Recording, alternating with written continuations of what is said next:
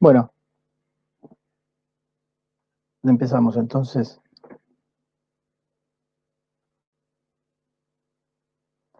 Entonces vamos a empezar hoy a hablar de sistemas de partículas y para eso en esta primera clase vamos a introducir el concepto de cantidad de movimiento lineal. Esperen un cachito, vamos a hacer una cosa.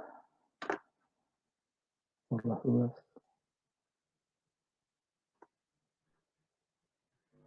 Entonces vamos a introducir el concepto de cantidad de movimiento lineal y antes de eso, como para dar una introducción, vamos a hacer un pedazo de una película. ¿Ustedes ven ahí la pantalla? ¿Ven? Sí, sí. Sí. Bueno, vamos a ver un par de minutos de la película Gravity con Sandra Bullock y George Clooney, no sé si la vieron. Sí. Bueno, pero en esta parte de la película son unos astronautas que están en el espacio y tienen un accidente con su nave. Sandra Bullock está en el módulo que ya no tiene energía, no tiene forma de volver a la Tierra y tiene que llegar hasta una base china desde la cual tendría la posibilidad de volver. Entonces, en esta parte de la película lo que hace la protagonista es salir de su módulo para ir hasta la base china. Entonces vamos a ver ese pedazo de película y vamos a hacer algunos comentarios después sobre lo que pasa. Altitude Tango. You keep dropping and you're gonna kiss the atmosphere. But not without me, because you're my last ride. Wait.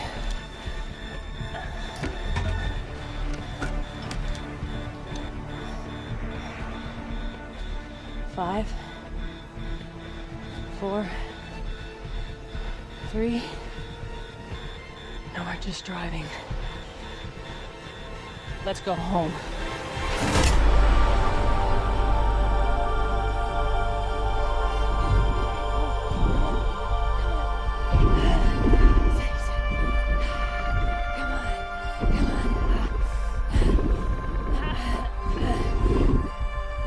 Where are you? 45, 90, 180, 180.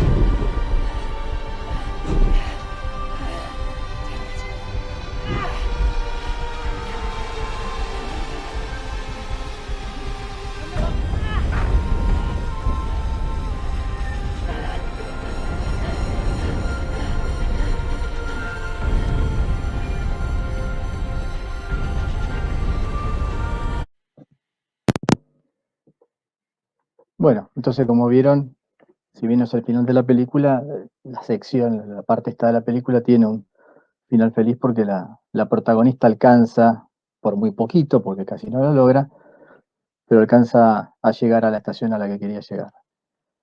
Ahora pasa una cosa un poco rara en la película. Vieron que ella en el momento antes de salir, como que tiene ahí una iluminación, un momento de iluminación, seguramente se acuerda de su clase de física 1 y dice, wait, y agarra una especie de matafuego, sería, que durante el viaje lo usa como una especie de propulsión a chorro. Con el matafuego lo que va haciendo es tirando pequeños chorritos con los que va tratando de cambiar su dirección en la cual se va moviendo. Hasta que llega un momento en el cual el matafuego se le termina la carga.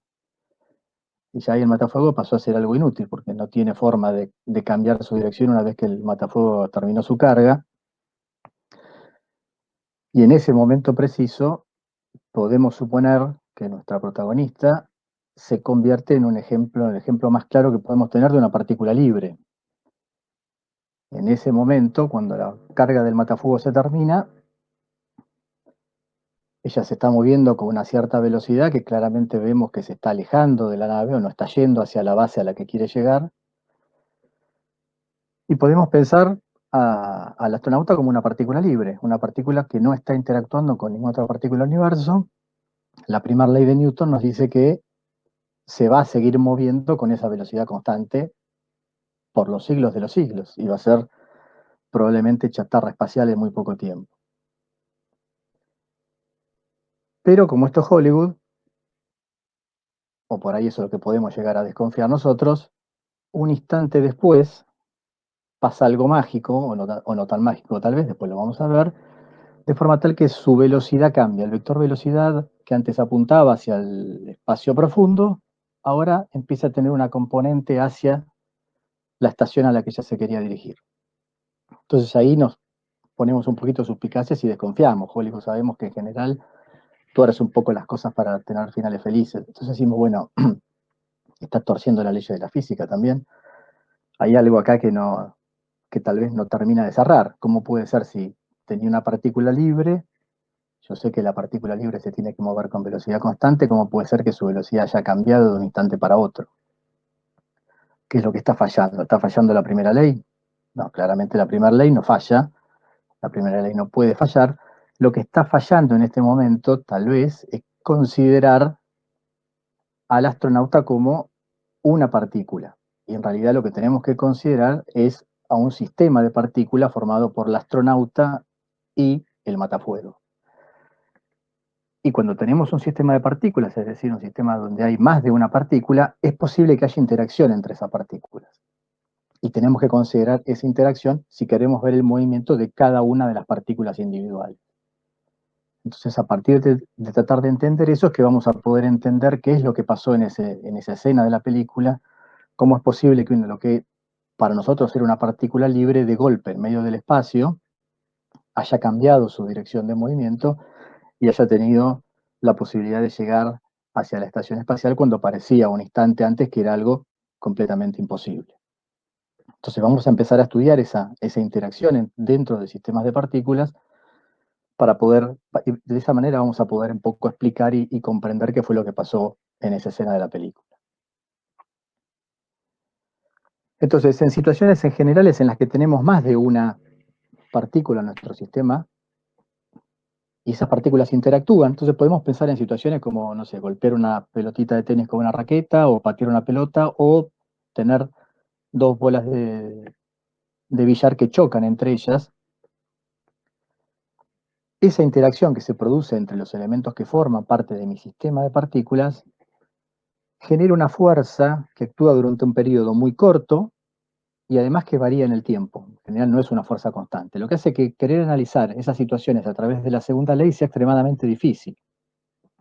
Entonces, para poder analizar este tipo de problemas vamos a introducir un concepto nuevo, que es el de cantidad de movimiento lineal, también conocido como momento lineal. En los libros a veces van a encontrarlo como momento lineal, o momento simplemente a veces.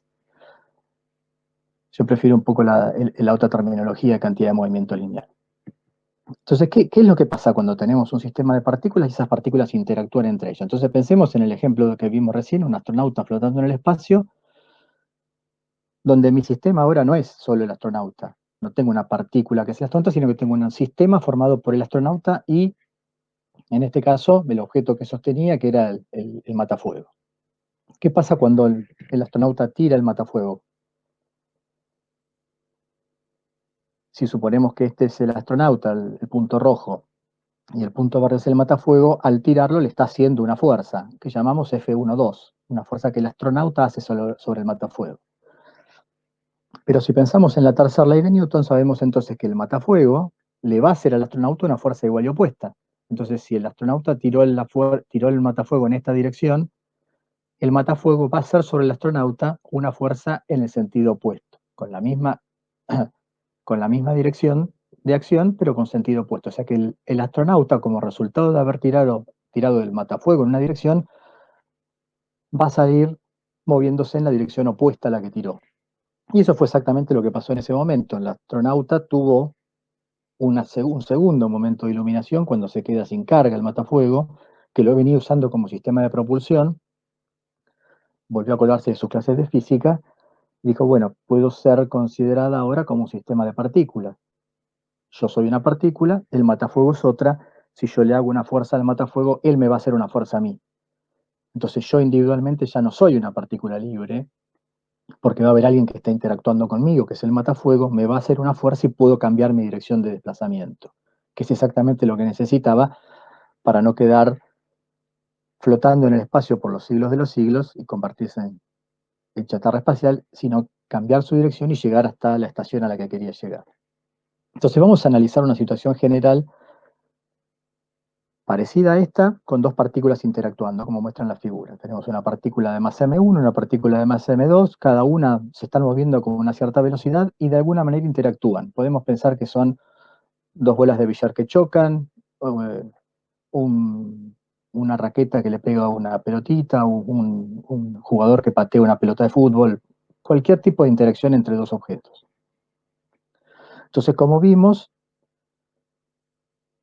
si la partícula 1 le hace a la partícula 2 una fuerza F1,2, la partícula 2 le va a hacer a la partícula 1 una fuerza igual y opuesta, ¿no? Esto es la tercera ley de Newton.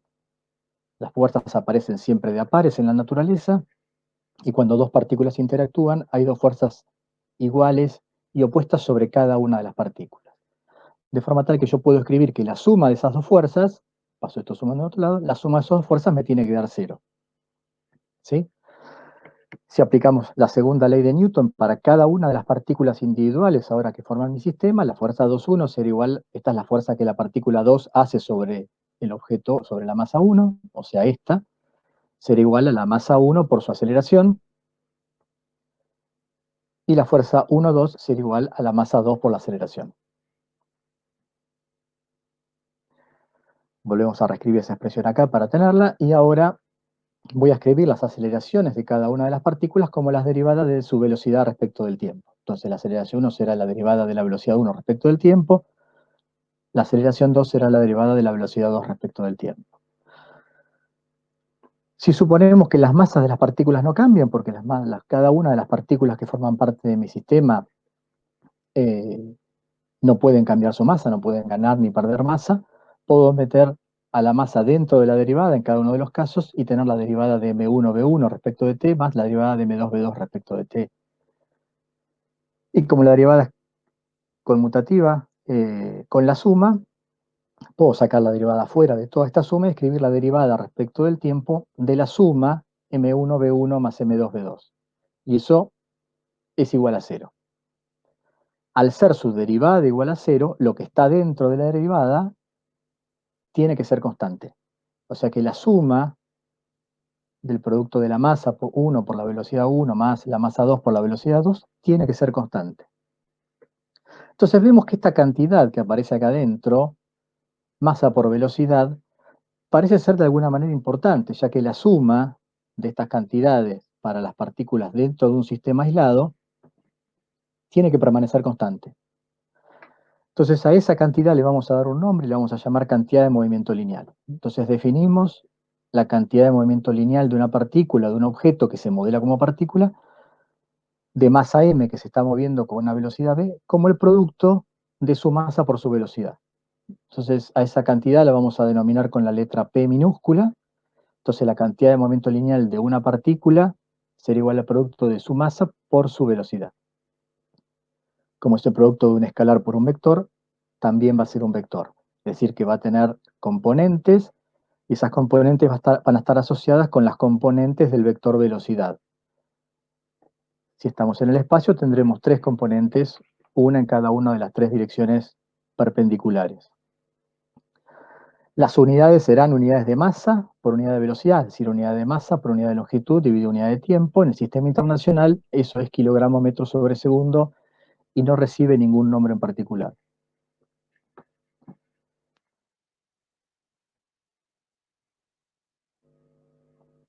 Entonces,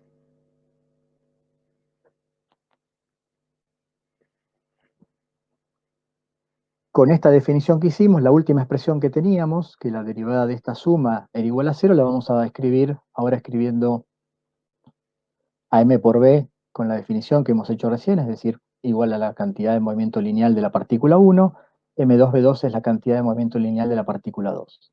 Entonces la derivada respecto de t de la suma de las cantidades de movimiento lineal de las dos partículas tiene que ser igual a 0. Y vamos a llamar a la suma de las cantidades de movimiento lineal de cada una de las partículas como la cantidad de movimiento lineal total del sistema. Mi sistema, en este caso, formado por las partículas 1 y partícula 2. Entonces definimos la cantidad de movimiento lineal total como la suma de la cantidad de movimiento lineal de cada una de las partículas. Yo estoy haciendo el problema para dos partículas para hacerlo más sencillo, pero uno podría generalizar esto para un sistema formado por n partículas. La cantidad de movimiento total del sistema será igual a la sumatoria sobre todas las partículas de sus cantidades de movimiento lineal independiente. Y lo que vemos entonces es que la derivada de la cantidad de movimiento lineal total del sistema respecto del tiempo es igual a 0. Esto implica que la cantidad de movimiento lineal total del sistema tiene que permanecer constante. ¿Qué quiere decir que permanezca constante? Quiere decir que si yo lo evalúo en dos instantes de tiempo, inicial y final, sus valores tienen que ser el mismo. Donde los instantes de tiempo inicial y final corresponden a el intervalo de tiempo durante el cual se produce la interacción. Es decir, el momento inicial es justo antes de la interacción, el momento final es después de la interacción entre las partículas. O, escrito de otra forma, la suma de las cantidades de movimiento lineal inicial tiene que ser igual a la suma de las cantidades de movimiento lineal de cada partícula finales. Y si tengo más de dos partículas formando parte de mi sistema, podré escribir esta misma expresión a través de una sumatoria. Esta conservación, ¿no? Esto es una ley de conservación y ahora la vamos a explicitar un poco mejor, implica que hay conservación en todas las direcciones de manera independiente. Si mi sistema formado por dos o más partículas está aislado, la cantidad de movimiento lineal se va a conservar en cada una de las tres direcciones perpendiculares del espacio en forma independiente. Entonces, tendré una ecuación escalar o tres ecuaciones escalares a partir de esta ecuación de conservación vectorial. Entonces, esta expresión que está ahí corresponde a lo que conocemos como el teorema de conservación de cantidad de movimiento lineal, que dice que siempre que interactúen dos o más partículas en un sistema aislado, la cantidad de movimiento lineal total del sistema va a permanecer constante. O, escrito en forma como expresiones matemáticas, la cantidad de movimiento total del sistema, que es igual a la sumatoria de las cantidades de movimiento lineal de cada una de las partículas que lo componen, o, si quieren, la suma de los productos de las masas por la velocidad de cada una de las partículas, va a ser una constante del sistema. Es decir, que si yo evalúo la cantidad de movimiento lineal total en un instante antes de la interacción, tiene que ser igual a la cantidad de movimiento lineal total en un tiempo después de la interacción. Y eso corresponde a los supraíndices inicial y final en esta ecuación. Fíjense que acá no estamos diciendo nada de la forma en la que interactúan las partículas. Yo nunca dije qué tipo de fuerza es la que se está produciendo en la interacción de las partículas. Yo esto dije que podía aplicarse para el caso de dos bolas de billar chocando, para un futbolista pateando una pelota, para un tenista pegándole una raqueta, para diferentes tipos de interacciones, independientemente de cómo sea la fuerza. Acá ya no me estoy preocupando si las fuerzas son conservativas, si no son conservativas, si la fuerza varía, si la fuerza es constante. No estoy diciendo nada respecto de la fuerza. Lo único que necesito es que ese sistema de partículas, lo fundamental es que sea aislado, es decir, que no esté interactuando con su entorno. En el caso del astronauta con su matafuz, claramente ese era un sistema aislado, no había ninguna fuerza alrededor que esté interactuando. Cuando querramos analizar sistemas sobre la Tierra, vamos a ver que, bueno, puede llegar a ser un poquito más difícil que un sistema sea completamente aislado, entonces ahí vamos a tener que hacer alguna aproximación para poder aplicar este teorema de conservación.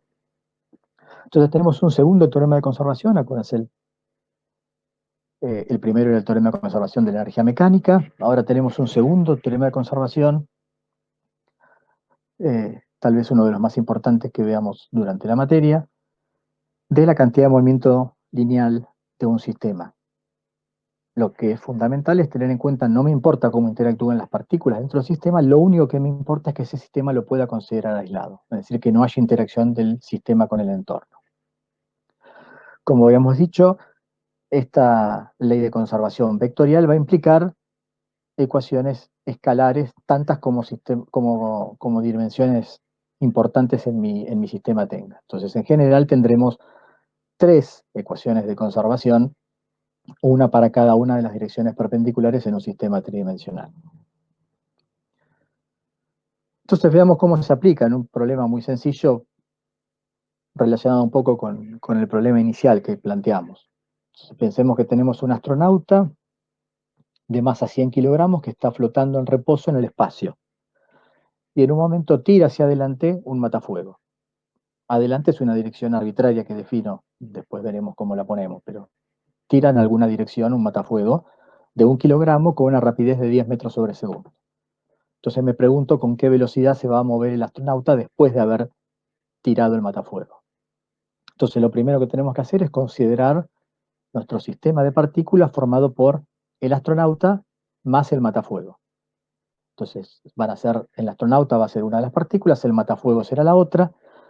Como ellos están en el espacio, claramente forman un sistema aislado, no están interactuando con nadie, no hay nadie que le esté haciendo ninguna fuerza, ninguna entidad está haciendo ninguna fuerza sobre ninguno de los dos. Entonces puedo considerarlo como un sistema aislado. Yo sé que su cantidad de movimiento total del sistema tiene que permanecer constante. Es decir, la suma de la masa del astronauta por la velocidad del astronauta más la masa, acá no sé por qué puse una L, debe haber sido una M, del matafuego por la velocidad del matafuego, tiene que permanecer constante. Es decir, que si yo lo evalúo antes de que tire el matafuego y después de que tire el matafuego, estas dos cosas tienen que ser iguales. Si cambia la velocidad de uno, tendrá que cambiar la velocidad del otro para que esta igualdad siga valiendo. Y en particular, como antes de tirar el matafuego, en el problema este que estoy planteando, estaban en reposo, yo estoy diciendo que el astronauta estaba flotando en reposo en el espacio, eso implica que la velocidad del sistema, tanto la del astronauta como la del matafuego, antes de la interacción, eran 0. O sea que la cantidad de movimiento lineal total del sistema era 0.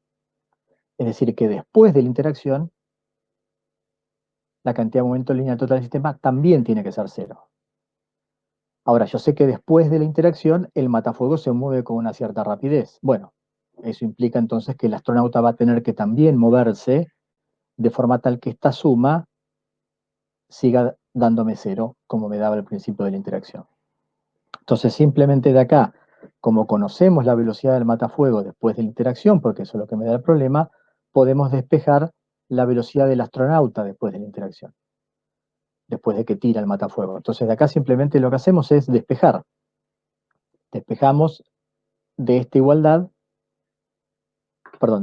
estamos igualando esto a 0, la velocidad del astronauta. Paso esto restando, paso la masa del astronauta dividiendo, y la velocidad del astronauta después de haber tirado el matafuego será el cociente de las masas, menos el cociente de las masas por la velocidad del matafuego final.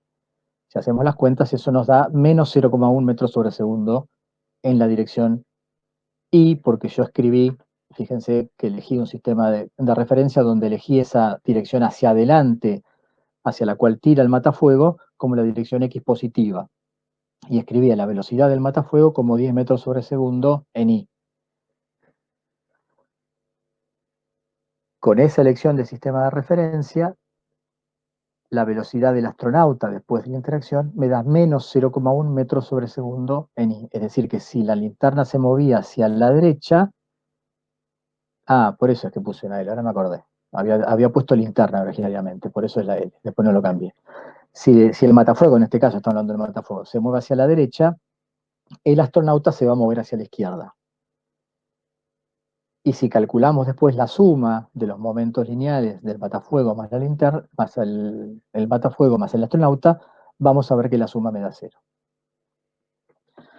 Entonces, fíjense que lo interesante de este concepto nuevo que hemos introducido, que es la cantidad de momento lineal, que en una interacción muy compleja, en la cual alguien está tirando algo, en el cual realiza una fuerza que es muy difícil de evaluar, muy difícil de medir cuál es la fuerza, que se realiza sobre un objeto cuando yo lo tiro y cómo varía esa fuerza con el tiempo, porque además no es una fuerza constante, yo puedo sacar información del estado final de uno de los objetos si conozco información del estado final del otro a través de sus velocidades y relacionándolos a través de la ley de conservación de cantidad de movimiento lineal y de sus cantidades de movimiento individual.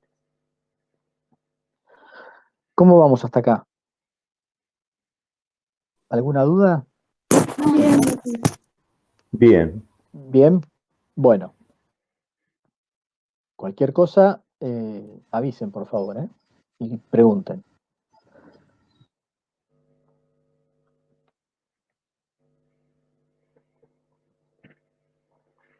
Bueno, a través de este nuevo concepto que hemos introducido, que es la cantidad de movimiento lineal, vamos a reinterpretar la segunda ley de Newton. La segunda ley de Newton me decía que la fuerza neta que actuaba sobre una partícula era igual a su masa por el producto de su masa por su aceleración, ¿no? Es decir, que yo tenía una fuerza neta actuando sobre un objeto, esa fuerza neta iba a tener como resultado una aceleración, es decir, un cambio en la velocidad de la partícula, que podíamos escribir de esta forma o usando la expresión, la definición de aceleración, la derivada de la velocidad respecto del tiempo. Nosotros siempre en la segunda ley supusimos que la masa era constante, de forma tal que yo puedo introducir la masa dentro de la derivada y escribir a la segunda ley de esta forma alternativa, que la sumatoria de fuerzas, la fuerza neta, es la derivada del producto de la masa por la velocidad de la partícula respecto del tiempo. Pero esto es justamente el concepto que acabamos de nombrar recién. Cantidad de movimiento lineal, es decir, que puedo escribir esto como la derivada de P respecto del tiempo. O sea, la fuerza neta es la derivada de la cantidad de movimiento lineal respecto del tiempo. Esta es en realidad la forma original en la que Newton presentó la segunda ley. Y es una forma más general porque permite estudiar sistemas de masa variable. Cosa que con la primera expresión nosotros no podíamos. Nosotros, de alguna manera, lo que estábamos usando era el caso particular de la segunda ley en el que la masa era constante. Pero fíjense que si la masa fuera variable, acá aparecería un término más, porque yo tendría que hacer, si la masa fuera variable, además de la velocidad, cuando quiero derivar esto, tendría que tener dos términos de derivada, ¿no? Con las derivadas cruzadas manteniendo uno de los términos constantes. Entonces, esta expresión más general me permite considerar situaciones en las cuales la masa cambia. Por ejemplo, si quiero analizar el movimiento de un cohete, durante el cual el cohete va quemando combustible y su masa va disminuyendo.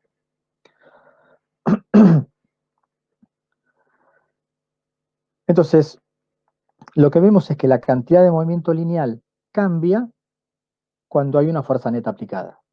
La segunda ley lo que me está diciendo es eso. La cantidad de movimiento lineal de una partícula va a cambiar si hay una fuerza neta aplicada sobre la partícula. Entonces, podemos reescribir esto en forma diferencial. La derivada de la cantidad de momento, el diferencial de cantidad de momento lineal es igual a la fuerza neta diferencial de t. Y podemos integrar esta expresión en un cierto intervalo de tiempo, t inicial, t final, que es el intervalo de tiempo durante el cual actúa esta fuerza neta.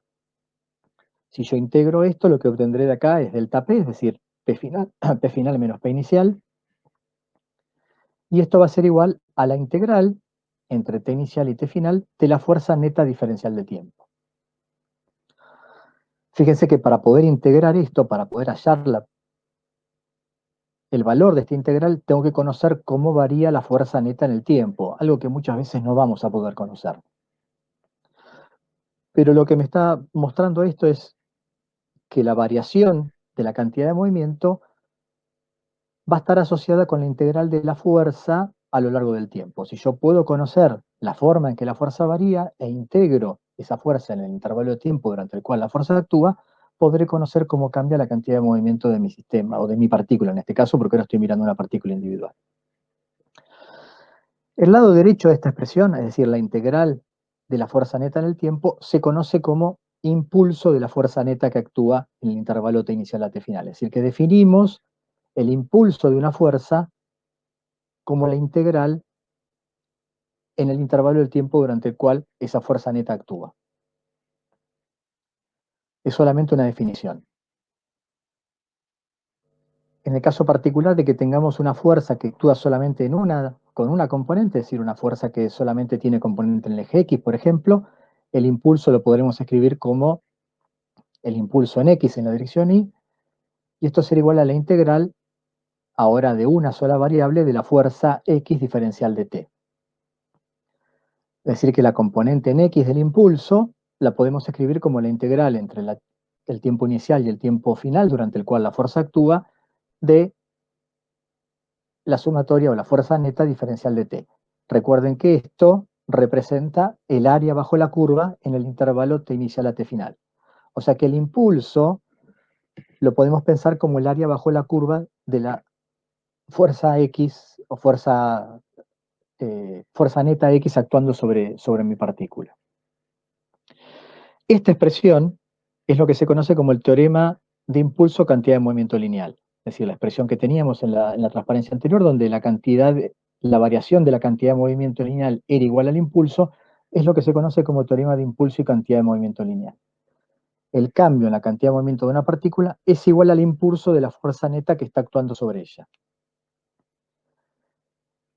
De alguna manera, si lo ven, esto que está escrito acá, este teorema de impulso y cantidad de movimiento, es una forma alternativa de escribir la segunda ley de Newton, ¿sí? Es totalmente equivalente. Decimos que si a la partícula le damos un impulso, lo que significa es que una cierta cantidad de movimiento se está transfiriendo desde un agente externo a la partícula hacia ella. O sea que el impulso de alguna manera lo que representa es una interacción de la partícula con su entorno. ¿A través de qué? De una fuerza neta que está actuando. El efecto de esa fuerza neta a lo largo de un cierto intervalo de tiempo, lo que hace es producir un cambio en la cantidad de movimiento de la partícula. Entonces, este teorema simplemente lo que es una forma alternativa, si quieren, o una forma equivalente a ver la segunda ley, pero que puede llegar a ser muy útil cuando queremos analizar situaciones como las que estábamos queriendo ver ahora, de interacción entre partículas durante intervalos de tiempo cortos y con fuerzas que en general no son constantes y que tienen una variación en el tiempo que hace que sea muy difícil a veces de determinar. Y como justamente esas fuerzas de interacción a veces no las podemos conocer, resulta útil definir una fuerza promedio en el tiempo. Entonces podemos definir una fuerza promedio a partir de la definición de impulso como el producto de la inversa del intervalo de tiempo durante el cual la fuerza actúa, es decir, t final menos t inicial, por el impulso. O si quieren, al impulso lo podemos escribir como la fuerza promedio multiplicado por el intervalo de tiempo durante el cual actúa. Esto no es otra cosa que la aplicación del teorema del valor medio de cálculo.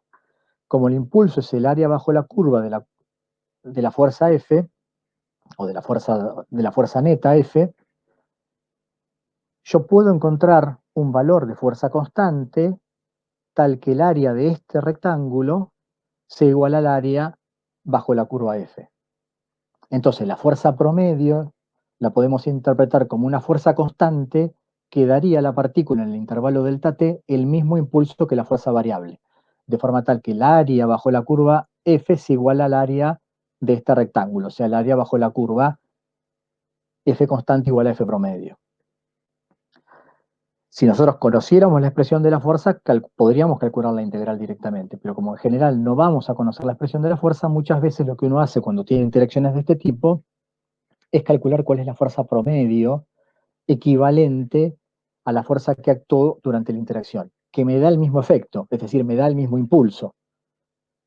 Y piensen que darme el mismo impulso implica generar el mismo cambio en la cantidad de movimiento de mi partícula.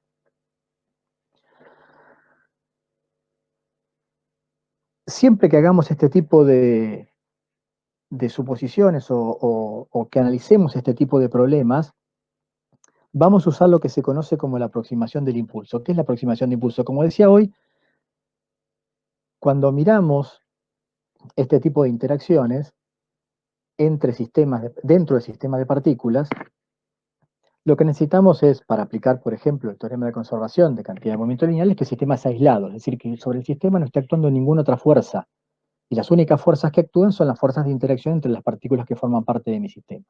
Y en muchos casos esto no va a ser posible, porque cuando estemos mirando problemas de, no sé, tiro al aire dos pelotitas y las hago chocar, siempre tengo la fuerza de atracción gravitatoria que está actuando durante todo el tiempo sobre las dos pelotitas que estoy haciendo interactuar. Entonces, ¿cómo puedo utilizar la ley de conservación sobre una partícula que no está, de alguna manera, aislada, que está interactuando con otra? Entonces, en esas situaciones lo que vamos a hacer es usar la aproximación de impulso. En la aproximación de impulso lo que suponemos es que la fuerza de interacción, esa fuerza que actúa durante un intervalo muy breve, es mucho mayor que el resto de las fuerzas que están actuando.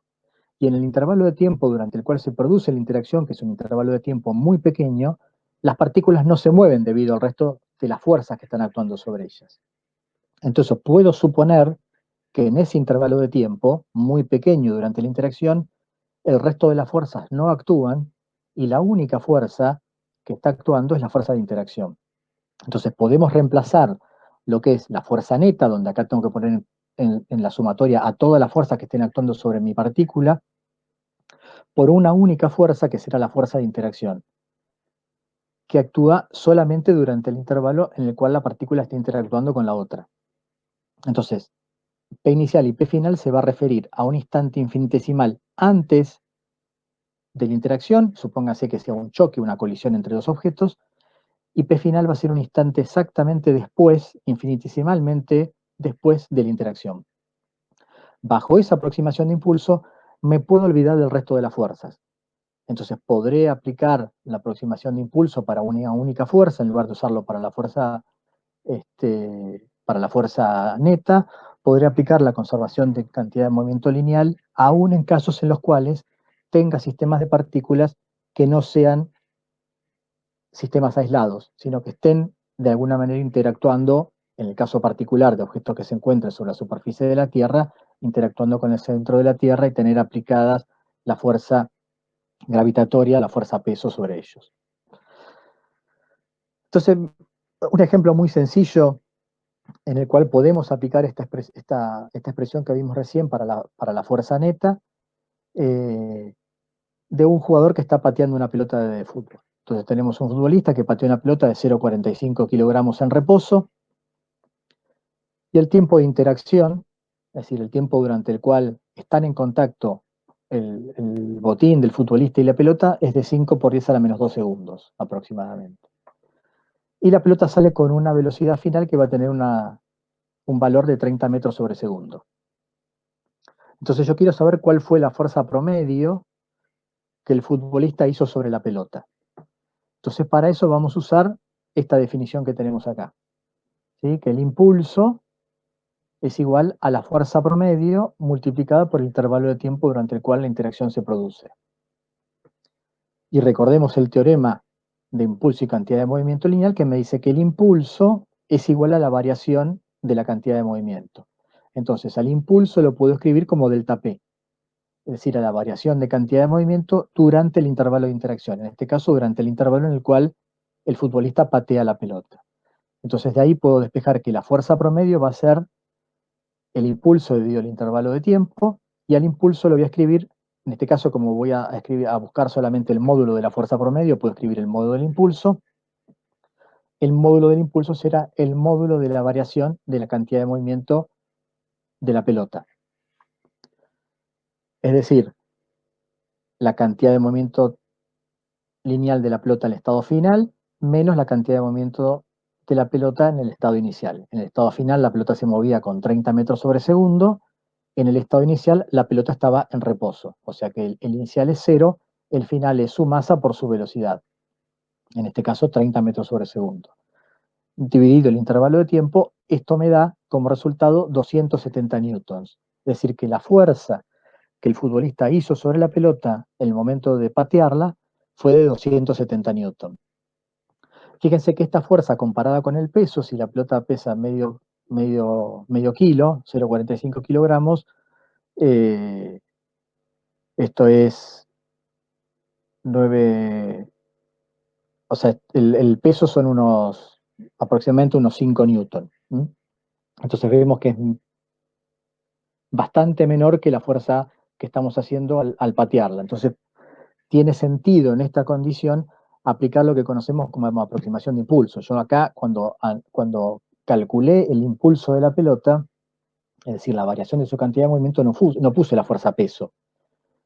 Y en principio, si yo estuviera viendo cuánto varía si la pelota venía en el aire y el futbolista la pateó, acá no me dicen que esté, bueno, en principio estaba en reposo, pero supónganse que si la pelota viniera en el aire moviéndose, y yo quisiera calcular el impulso que sufre la pelota, es decir, la variación de cantidad de movimiento, esta fuerza debería ser la fuerza total que generan todas las fuerzas que están actuando sobre la partícula. Pero como la fuerza o la variación de cantidad de movimiento debido a patear la pelota es mucho más fuerte que la fuerza peso, podemos hacer esta aproximación de impulso y pensar que la única fuerza que está dando lugar a esa variación de cantidad de movimiento en ese pequeño intervalo de tiempo, en este pequeño intervalo de tiempo, es solamente la fuerza de patear la pelota. Uno podría hacer las cuentas de cinemática y ver cuánto se mueve la pelota en este intervalo de tiempo debido a la fuerza de atracción gravitatoria. Y vería que la variación de la posición es extremadamente pequeña y la variación en velocidad es extremadamente pequeña. Entonces podemos, en este tipo de interacciones, en este tipo de situaciones en las cuales golpeamos un objeto, en las cuales dos objetos chocan, usar esta aproximación de impulso y olvidarme del resto de las fuerzas. En particular va a ser siempre la fuerza peso la que estemos despreciando cuando usemos la aproximación de impulso. Entonces, analicemos una situación a la que seguramente estamos acostumbrados y que también podemos explicar a partir de estos nuevos conceptos de los que hemos estado hablando. Ya habíamos hablado de qué es lo que mide una balanza cuando nos pesamos. Sabemos que cuando yo me paro arriba de una balanza, la balanza no mide mi peso, sino que lo que mide la balanza es la reacción a la fuerza normal que la base de la balanza hace sobre nosotros. O sea, yo me paro arriba de la base de la balanza hace una normal sobre nosotros, por la tercera ley de Newton, nosotros hacemos una fuerza igual y opuesta sobre la balanza. Como la balanza tiene un sistema, un mecanismo en su base, podemos pensarla como un resorte, ese resorte se va a comprimir y lo que mide la balanza es cuánto se comprime el resorte. Sabiendo que se comprime una cierta cantidad de X y conociendo la constante del resorte, K por X me puede dar la fuerza que estamos haciendo nosotros sobre la balanza. Porque en esa situación el sistema está equilibrado y como esa fuerza es igual a la fuerza que la balanza hace sobre nosotros y estamos en equilibrio, la normal es igual al peso en módulo y de esa forma podemos conocer cuánto pesamos. Ahora, ¿qué pasa cuando yo salto arriba de una balanza? ¿No? Piensen que ustedes están parados arriba de la balanza y saltan. Cuando caen, aparte de que pueden llegar a romper la balanza, lo cual podría llegar a ser un problema, pero si no saltamos demasiado alto, cuando caemos, lo que vemos es que de golpe la balanza aumenta el valor de peso que nos marca. ¿No? Yo estaba parado arriba de la balanza, pesaba 70 kilos, salto, cuando caigo sobre la balanza, la aguja de la balanza se va a 200 y al instante, menos de un segundo, o un tiempo del orden del segundo, vuelve a marcar 70 kilogramos. Entonces, ¿qué fue lo que pasó en ese pequeño intervalo de tiempo durante el cual la balanza marcó del orden de 200 kilogramos? ¿Aumentó nuestro peso y adelgazamos en un instante de tiempo muy corto? Bueno, sabemos que no fue eso lo que pasó. Ahora, ¿por qué la balanza cambia el valor de peso que está indicando cuando nosotros caemos sobre la balanza? Entonces, con los conceptos que hemos estado hablando vamos a poder entender esta situación. Pensemos que cuando nosotros estamos cayendo sobre la balanza, traemos una cierta velocidad. Nosotros saltamos y cuando empezamos a caer vamos adquiriendo velocidad. Por la fuerza de atracción gravitatoria, o si quieren por conservación de energía, yo gané cierta energía potencial gravitatoria. A medida que empiezo a bajar, voy transformando esa energía potencial gravitatoria en energía cinética. Entonces voy a llegar a la base de la balanza con una cierta cantidad de movimiento que apunta hacia abajo, porque mi velocidad apunta hacia abajo. Ahora, cuando llego a la base de la balanza es relativamente rígida, entonces yo no me puedo seguir moviendo hacia abajo. ¿Qué es lo que hace la base de la balanza? Me frena. Entonces, cuando yo llego a la base de la balanza, paso a tener una cantidad de movimiento final cero, porque la balanza me frena. ¿Qué es lo que podemos entonces interpretar que hizo la balanza? Me transfirió un impulso. La balanza lo que hizo fue transferirme un cierto impulso que hizo que mi cantidad de movimiento cambie de esta cantidad de movimiento inicial que yo tenía cuando llegué a la base de la balanza a 0, que es mi cantidad de movimiento final cuando quedo parado arriba de la balanza nuevamente. O sea que la variación de cantidad de movimiento que yo experimento, que en este caso es menos P inicial, es igual al impulso que la balanza me hace.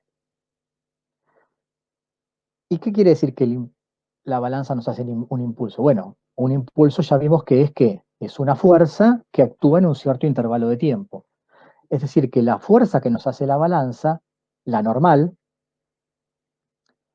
nos transfiere un impulso durante un pequeño intervalo de tiempo en el cual la balanza no frena. Es decir, que en ese intervalo de tiempo, la base de la balanza, además de hacer la fuerza igual a nuestro peso para mantenernos en equilibrio, tiene que hacer una fuerza mayor para poder transferirnos ese impulso que nos dé lugar al cambio en la cantidad de movimiento que nosotros traíamos.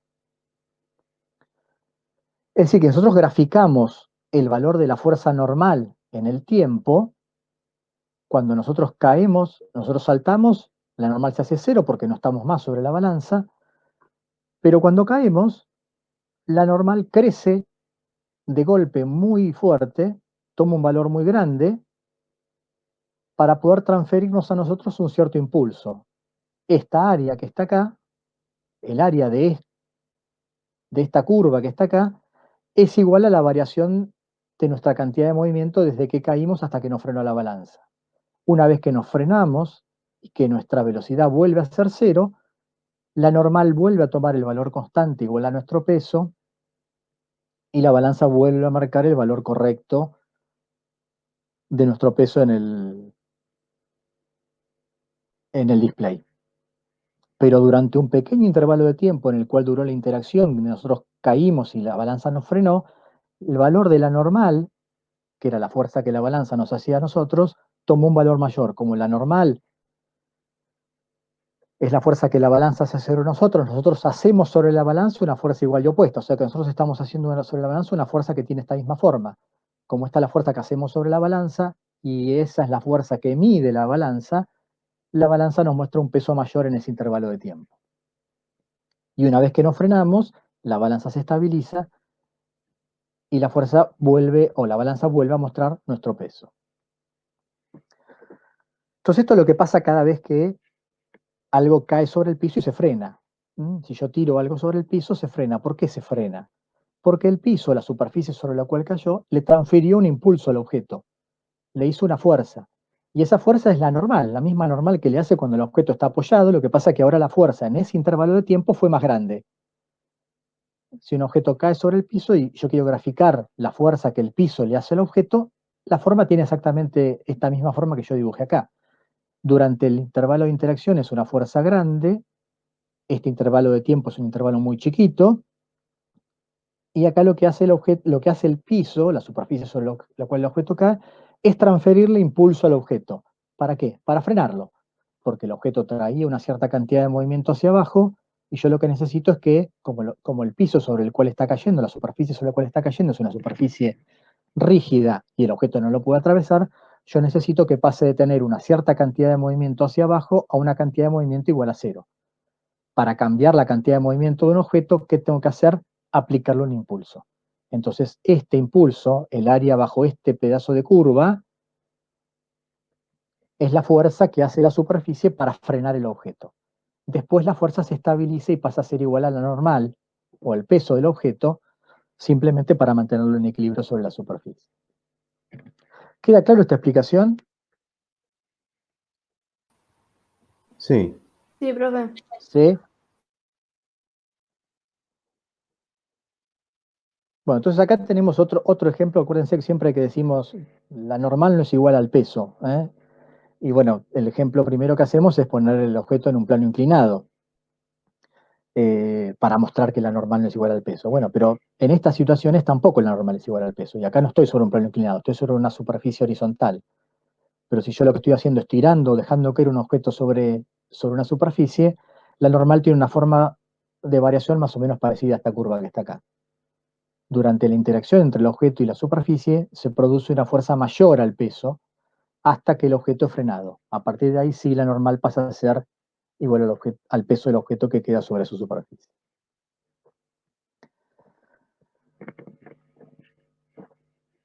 El clásico ejemplo en el cual podemos usar la conservación de cantidad de movimiento lineal es para describir qué es lo que pasa cuando dos objetos chocan. Entonces, el ejemplo más común en general que usamos es el de dos bolas de billar, pero vamos a poder representar cualquier situación de dos objetos que choquen. Puede llegar a ser hasta el choque entre dos autos. Pero el ejemplo por ahí más común y con el que uno puede hacerse una idea más clara de la situación es cuando uno está jugando al pool y choca la bola blanca con alguna de las de color con la cual está jugando. Entonces, durante ese momento, durante el choque o la colisión, se produce una interacción entre las dos partículas que estoy analizando, la bola blanca y una bola de color, que va a variar de una forma bastante complicada. Yo no sé bien cómo es esa fuerza, y seguramente, como hablábamos hoy, es una fuerza que no es constante, sino que varía en el tiempo.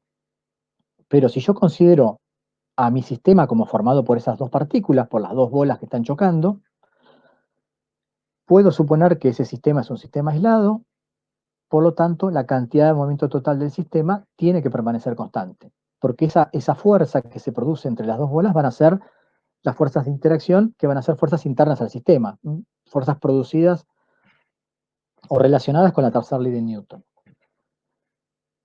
Dependiendo de qué ocurra con la energía cinética, vamos a tener tres tipos de colisiones, o diferentes tipos de colisiones. En particular dos, vamos a ver tres tipos en función de qué es lo que ocurre en el estado final.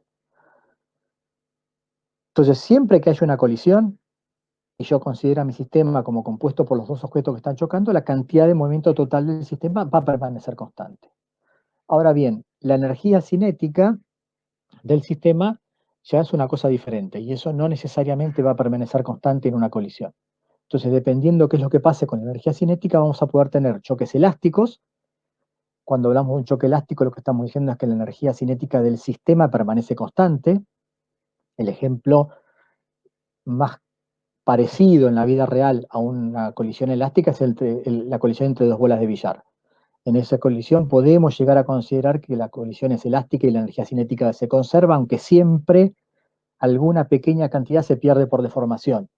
Sí, el ruido que escuchamos cuando chocan dos bolas de billar está asociado con la deformación en la superficie que se produce, que es muy pequeña, pero que existe. Y esa deformación hace que haya una cierta pérdida de energía cinética. Pero en primera aproximación podemos pensar como que el choque entre dos bolas de billar es un choque elástico, es decir, donde además de la conservación de la cantidad de movimiento lineal total del sistema, puedo considerar la conservación de la energía cinética. Las colisiones más comunes van a ser las colisiones inelásticas, en las cuales la energía cinética total antes y después es distinta. En general, tengo pérdida de energía cinética en una colisión. Y en particular, dentro de las colisiones inelásticas, vamos a definir un tipo de colisión que vamos a llamar perfectamente inelástica. Y en esa colisión, lo que ocurre es que los dos objetos, luego de la colisión, se mueven juntos, es decir, quedan unidos o pegados. Entonces, en una colisión inelástica en la cual los dos objetos que chocan después se mueven juntos, lo vamos a llamar una colisión perfectamente inelástica. Y es la situación más sencilla de analizar. Entonces vamos a empezar analizando ese tipo de colisión. Entonces, en una colisión perfectamente inelástica, tengo dos objetos que chocan, ¿no? Se venían masa 1 y masa 2, que se vienen moviendo con cierta velocidad, se encuentran, chocan, y después de la colisión se mueven como uno mismo. Quedan pegados, y ahora tengo un único objeto de masa m1 y m2 que se mueve con una nueva velocidad, que la llamamos velocidad final. Entonces, si considero mi sistema aislado como el sistema compuesto por las dos partículas m1 y m2, puedo aplicar el teorema de conservación de cantidad de movimiento lineal. La cantidad de movimiento del sistema antes y después de la colisión tiene que permanecer constante. Entonces, el P total inicial tiene que ser igual al P total final. Y a esto lo voy a escribir, a la cantidad de movimiento total inicial, lo voy a escribir como la suma de las cantidades de movimiento de cada una de las partículas antes de la colisión, M1, B1 más M2, B2, y la cantidad de movimiento lineal total del sistema luego de la colisión va a ser la cantidad de movimiento de mi única partícula que forma ahora mi sistema, porque las dos quedaron unidas en una sola, de masa m1 más m2 por su velocidad.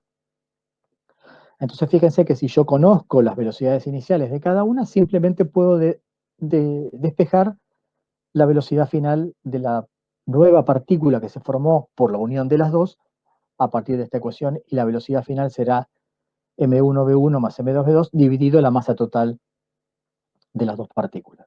Entonces es un sistema muy sencillo de resolver, y van a ver que muchos problemas de colisiones están asociados con colisiones perfectamente inelásticas, porque es un sistema que puedo resolver simplemente conociendo las velocidades iniciales de las partículas en mi sistema. En el caso de las colisiones elásticas vamos a ver que la situación es un poquito más complicada. Entonces vamos a analizar primero una colisión elástica en una dimensión. Entonces, si la colisión es elástica, yo ya sé que, considerando a mi sistema como compuesto por las dos partículas que chocan, la cantidad de movimiento total del sistema va a permanecer constante, porque en toda colisión eso ocurre. Si yo aíslo a mis dos partículas y de nuevo aplico la aproximación de impulso, y si son dos partículas que están chocando, yo tiro para arriba dos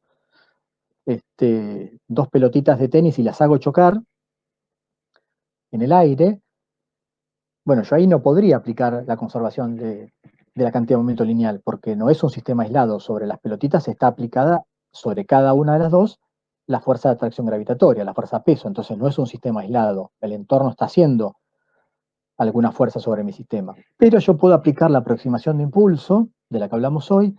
Entonces lo que digo es, bueno, yo voy a pensar en lo que ocurre una milésima de segundo antes de que choquen y una milésima de segundo después de que chocaron. En ese intervalo de tiempo, la fuerza de atracción gravitatoria, como es una fuerza muy pequeña comparada con la fuerza que actúa durante la interacción, la puedo despreciar. Y puedo pensar como que la única fuerza que está actuando es esa fuerza de interacción, y puedo pensar a mi sistema como si realmente fuera un sistema aislado, que en realidad no lo es. Entonces, para eso me sirve la aproximación de impulso, para poder aplicar la conservación de cantidad de movimiento en sistemas en los cuales, estrictamente hablando, no estoy hablando de un sistema aislado. Entonces, considerando mi sistema aislado, la cantidad de movimiento total del sistema se va a conservar, y además, como me dicen que la colisión es elástica, yo sé que la energía cinética antes y después de la colisión tiene que ser también la misma. La energía cinética también se va a conservar. Esto es algo que ya les digo, esto no necesariamente va a ocurrir. En una colisión, la energía cinética en principio no se va a conservar, salvo que me digan que la colisión es elástica. Entonces, en ese caso, puedo plantear la conservación de la energía cinética. Entonces vamos a suponer que las partículas se están moviendo con velocidades iniciales a lo largo de una línea, de una misma línea de acción, en esta situación. Entonces chocan de frente, y si chocan de frente, van a salir con velocidades que van a estar en la misma dirección que las velocidades iniciales. Y vamos a suponer que esas velocidades estaban en un eje en una dirección que vamos a llamar dirección X. Voy a poner mi eje X en la dirección de la línea de acción de las dos velocidades iniciales de las partículas, antes de la colisión. Por lo tanto, todas las velocidades van a estar en la dirección X. Solamente voy a poder trabajar con ecuaciones escalares en esta dirección que hemos definido como dirección X. Entonces, la conservación de la cantidad de momento lineal en el eje X me dice que la cantidad de movimiento total en el eje X inicial tiene que ser igual a la cantidad de movimiento total en el eje X en la situación final. La inicial será la suma de los productos masa por velocidad de cada partícula iniciales. Las finales serán los productos de la masa por velocidades finales. Entonces, fíjense que si yo solamente planteo la conservación de la cantidad de movimiento lineal, tengo una ecuación con dos incógnitas, que son las velocidades finales de cada una de las partículas. No me alcanza para resolver el sistema. Entonces necesito tener alguna ecuación extra. Si la colisión es elástica, como en este caso, podré plantear la conservación de la energía cinética, es decir, la energía cinética de la partícula 1 inicial más la energía cinética de la partícula 2 inicial tiene que ser igual a la energía cinética de la partícula 1 final más la energía cinética de la partícula 2 final. Entonces acá podemos hacer un poquito de álgebra. Voy a tachar los 1/2, voy a pasar los términos que tengan a la masa 1 de este lado y los que tengan la masa 2 de este lado y saco factor común m1 acá. Fíjense que m1 me va a quedar factor común de la velocidad 1 inicial al cuadrado menos la velocidad 1 final al cuadrado. Y si de este lado saco factor común m2, me quedará la velocidad 2 final al cuadrado menos la velocidad 1, que pasa restando, inicial al cuadrado. Diferencia de cuadrados, velocidad 1 inicial menos velocidad 1 final por velocidad 1 inicial más velocidad 1 final. Y lo mismo con esta diferencia de cuadrados que está acá. Entonces puedo reescribir la conservación de la cantidad de la energía cinética de esta forma. Y con la conservación de cantidad de movimiento lineal total del sistema, lo que voy a hacer es, de nuevo, también pasar lo que esté con M1 de este lado. Esto me va a quedar como M1 por esta diferencia. Y lo que esté con M2 lo paso al otro lado, saco factor común M2. Entonces ahora sí tengo dos ecuaciones con dos incógnitas, las dos velocidades finales de cada una de las partículas. Entonces este sistema lo puedo resolver. No voy a hacer todo el álgebra, simplemente lo que voy a hacer es poner los resultados finales de las dos velocidades finales de las dos partículas. Entonces la velocidad final de la partícula 1 tendrá esta expresión. Va a depender, bueno, de una relación de masas y de cada una de las dos velocidades iniciales. La velocidad final de la partícula 2 también tendrá una expresión parecida relacionada con las relaciones de las masas y las velocidades iniciales de cada una de las dos partículas. Entonces, en un sistema de colisión inelástica entre dos partículas, puedo resolver, a partir de conocer las velocidades iniciales, en el caso de colisiones en una dimensión, ¿no? Puedo resolver el problema completamente y conocer las dos velocidades finales de las dos partículas. Fíjense que yo puse acá el caso en el que las dos vienen moviéndose y se encuentran, pero podría ser que esta se esté moviendo en el otro sentido y esta con una velocidad más rápida y la choque de atrás, por ejemplo, ¿no? No necesariamente las velocidades tienen que ser en sentido opuesto, pueden estar moviéndose las dos en el mismo sentido, una más rápido que la otra, y, no sé, por ejemplo, un camión que choca de atrás a un auto, y bajo ciertas condiciones puedo pensar como que esa colisión es elástica también a veces. Y podría ser un problema que podría resolver con estas ecuaciones. Entonces, bueno, tenemos expresiones bastante complejas para las velocidades finales, es difícil sacar alguna conclusión de acá, pero vamos a ver un par de casos especiales. Supongamos que las masas son iguales, ¿no? Que chocan dos partículas con la misma masa. Entonces veamos cómo son las velocidades finales. Fíjense que si las masas son iguales, esto es 0, porque M1 y M2 son iguales, o sea que esto es 0, y 2M1 es igual a 2M2, perdón, 2M2 es igual acá a 2M2, porque M1 es igual a M2, o sea que esto también es 2M2, o sea que esto me da 1. Es decir, que la velocidad final de la partícula 1 es igual a la velocidad inicial de la partícula 2. O sea, la partícula 1 sale con la velocidad que traía la partícula 1 inicialmente. Y la velocidad final de la partícula 2, ¿qué va a ser? Esto va a ser 0, porque M2 y M1 son iguales, y 2M1 sobre 2M1 me da 1. O sea que la velocidad final de la partícula 2 es igual a la velocidad inicial de la partícula 1. O sea que lo que sucede cuando chocan en forma elástica de frente dos partículas idénticas es que las velocidades se intercambian. La 1 se pasa a mover como se venía moviendo la 2 se pasa a mover como se venía moviendo la 1.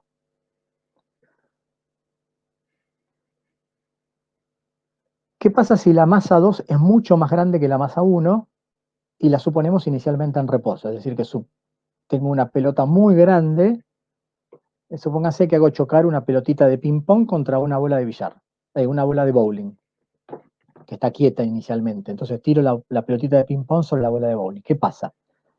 Bueno, si M2 es mucho más grande que M1, bueno, para empezar, si la velocidad inicial de la partícula 2 es 0, este término va a ser 0. Entonces, para ver la velocidad final de la partícula 1, tengo que mirar este término. Como M2 es mucho más grande que M1, esto es mucho más grande que esto. Entonces, esto lo puedo despreciar, M1 lo puedo despreciar, esto es menos M2, dividido M1 más M2 es prácticamente M2, o sea que este cociente me da menos 1, aproximadamente. O sea que la velocidad final de la partícula 1 es menos la velocidad inicial de la partícula 1. O sea que la pelotita de de ping-pong, cuando yo la tiro contra la bola de bowling, se va a mover en el estado final con la misma velocidad con la que traía, pero en sentido opuesto. O sea, que sale rebotada con la misma velocidad con la que traía, con la misma rapidez con la que traía. ¿Qué pasa con la velocidad final de la de bowling? Este término dijimos que era 0, ¿sí? Porque la velocidad inicial de la de bowling era 0. ¿Y su velocidad final cuánto va a ser? Bueno, como M2 es mucho más grande que M1, este cociente va a tender a 0. Porque esto es mucho más grande, el denominador es mucho más grande que el numerador. Entonces esto tiende a 0, la velocidad final de la 2 es 0. Es decir, que cuando yo tiro la pelotita de ping-pong sobre la de bowling no se mueve, se queda quieta, y la de ping-pong sale rebotada con la misma velocidad que traía, pero con sentido opuesto. Y es más o menos lo mismo que pasa cuando tiro una pelota de tenis contra la pared. Puedo pensar a la pared como una partícula de masa muy grande, prácticamente si quieren la masa de la Tierra, porque la pared está unida a la Tierra, entonces puedo pensar como que estoy tirando a la pelotita de tenis contra la pared, la pelotita de tenis va a salir rebotada con la misma velocidad con la que traía, pero con la misma rapidez, pero con sentido opuesto, y la pared no se va a mover, la pared se queda quieta. Fíjense de nuevo acá, si yo en ese ejemplo que estoy diciendo que tiro una pelotita de tenis contra la pared, yo estoy aplicando la aproximación de impulso justo antes de que la pelotita choca y después de que la pelotita chocó, porque si yo miro el movimiento completo, tengo un movimiento parabólico, y en ese movimiento parabólico entra la fuerza de atracción gravitatoria. Pero yo lo que estoy mirando acá es lo que pasa con la interacción justo en el momento en el que chocan y después de chocar. Y en ese intervalo de tiempo, la pelotita no cambia su altura, porque la fuerza de atracción gravitatoria que actúa sobre la pelotita es tan pequeña frente a ese tiempo tan corto de interacción que no produce un movimiento de la pelotita. Entonces podemos pensar como que solamente miramos la fuerza de interacción como la única fuerza que está actuando. Entonces eso es lo que implica utilizar la aproximación de impulso de la que hablamos recién. Bueno, acá puse un ejemplo más. Si en general para cualquier valor de masa la velocidad inicial de la partícula 2 es 0, o sea, si esta está en reposo y yo hago chocar esta contra esta, bueno, las expresiones se simplifican un poco y dependen de la relación de velocidades, de cómo va a salir moviéndose una respecto de la otra. Entonces, depende a cómo sean, perdón, la relación de masas.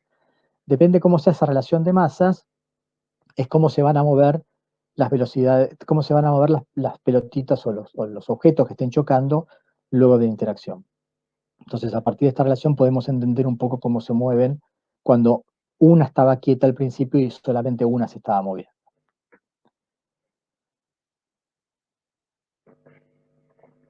Entonces, vamos a hacer un ejemplo práctico para parar un poquito con tanta teoría y hacer un ejercicio como para poder, de alguna manera, ejemplificar cómo podemos aplicar todo esto que estuvimos analizando hasta ahora.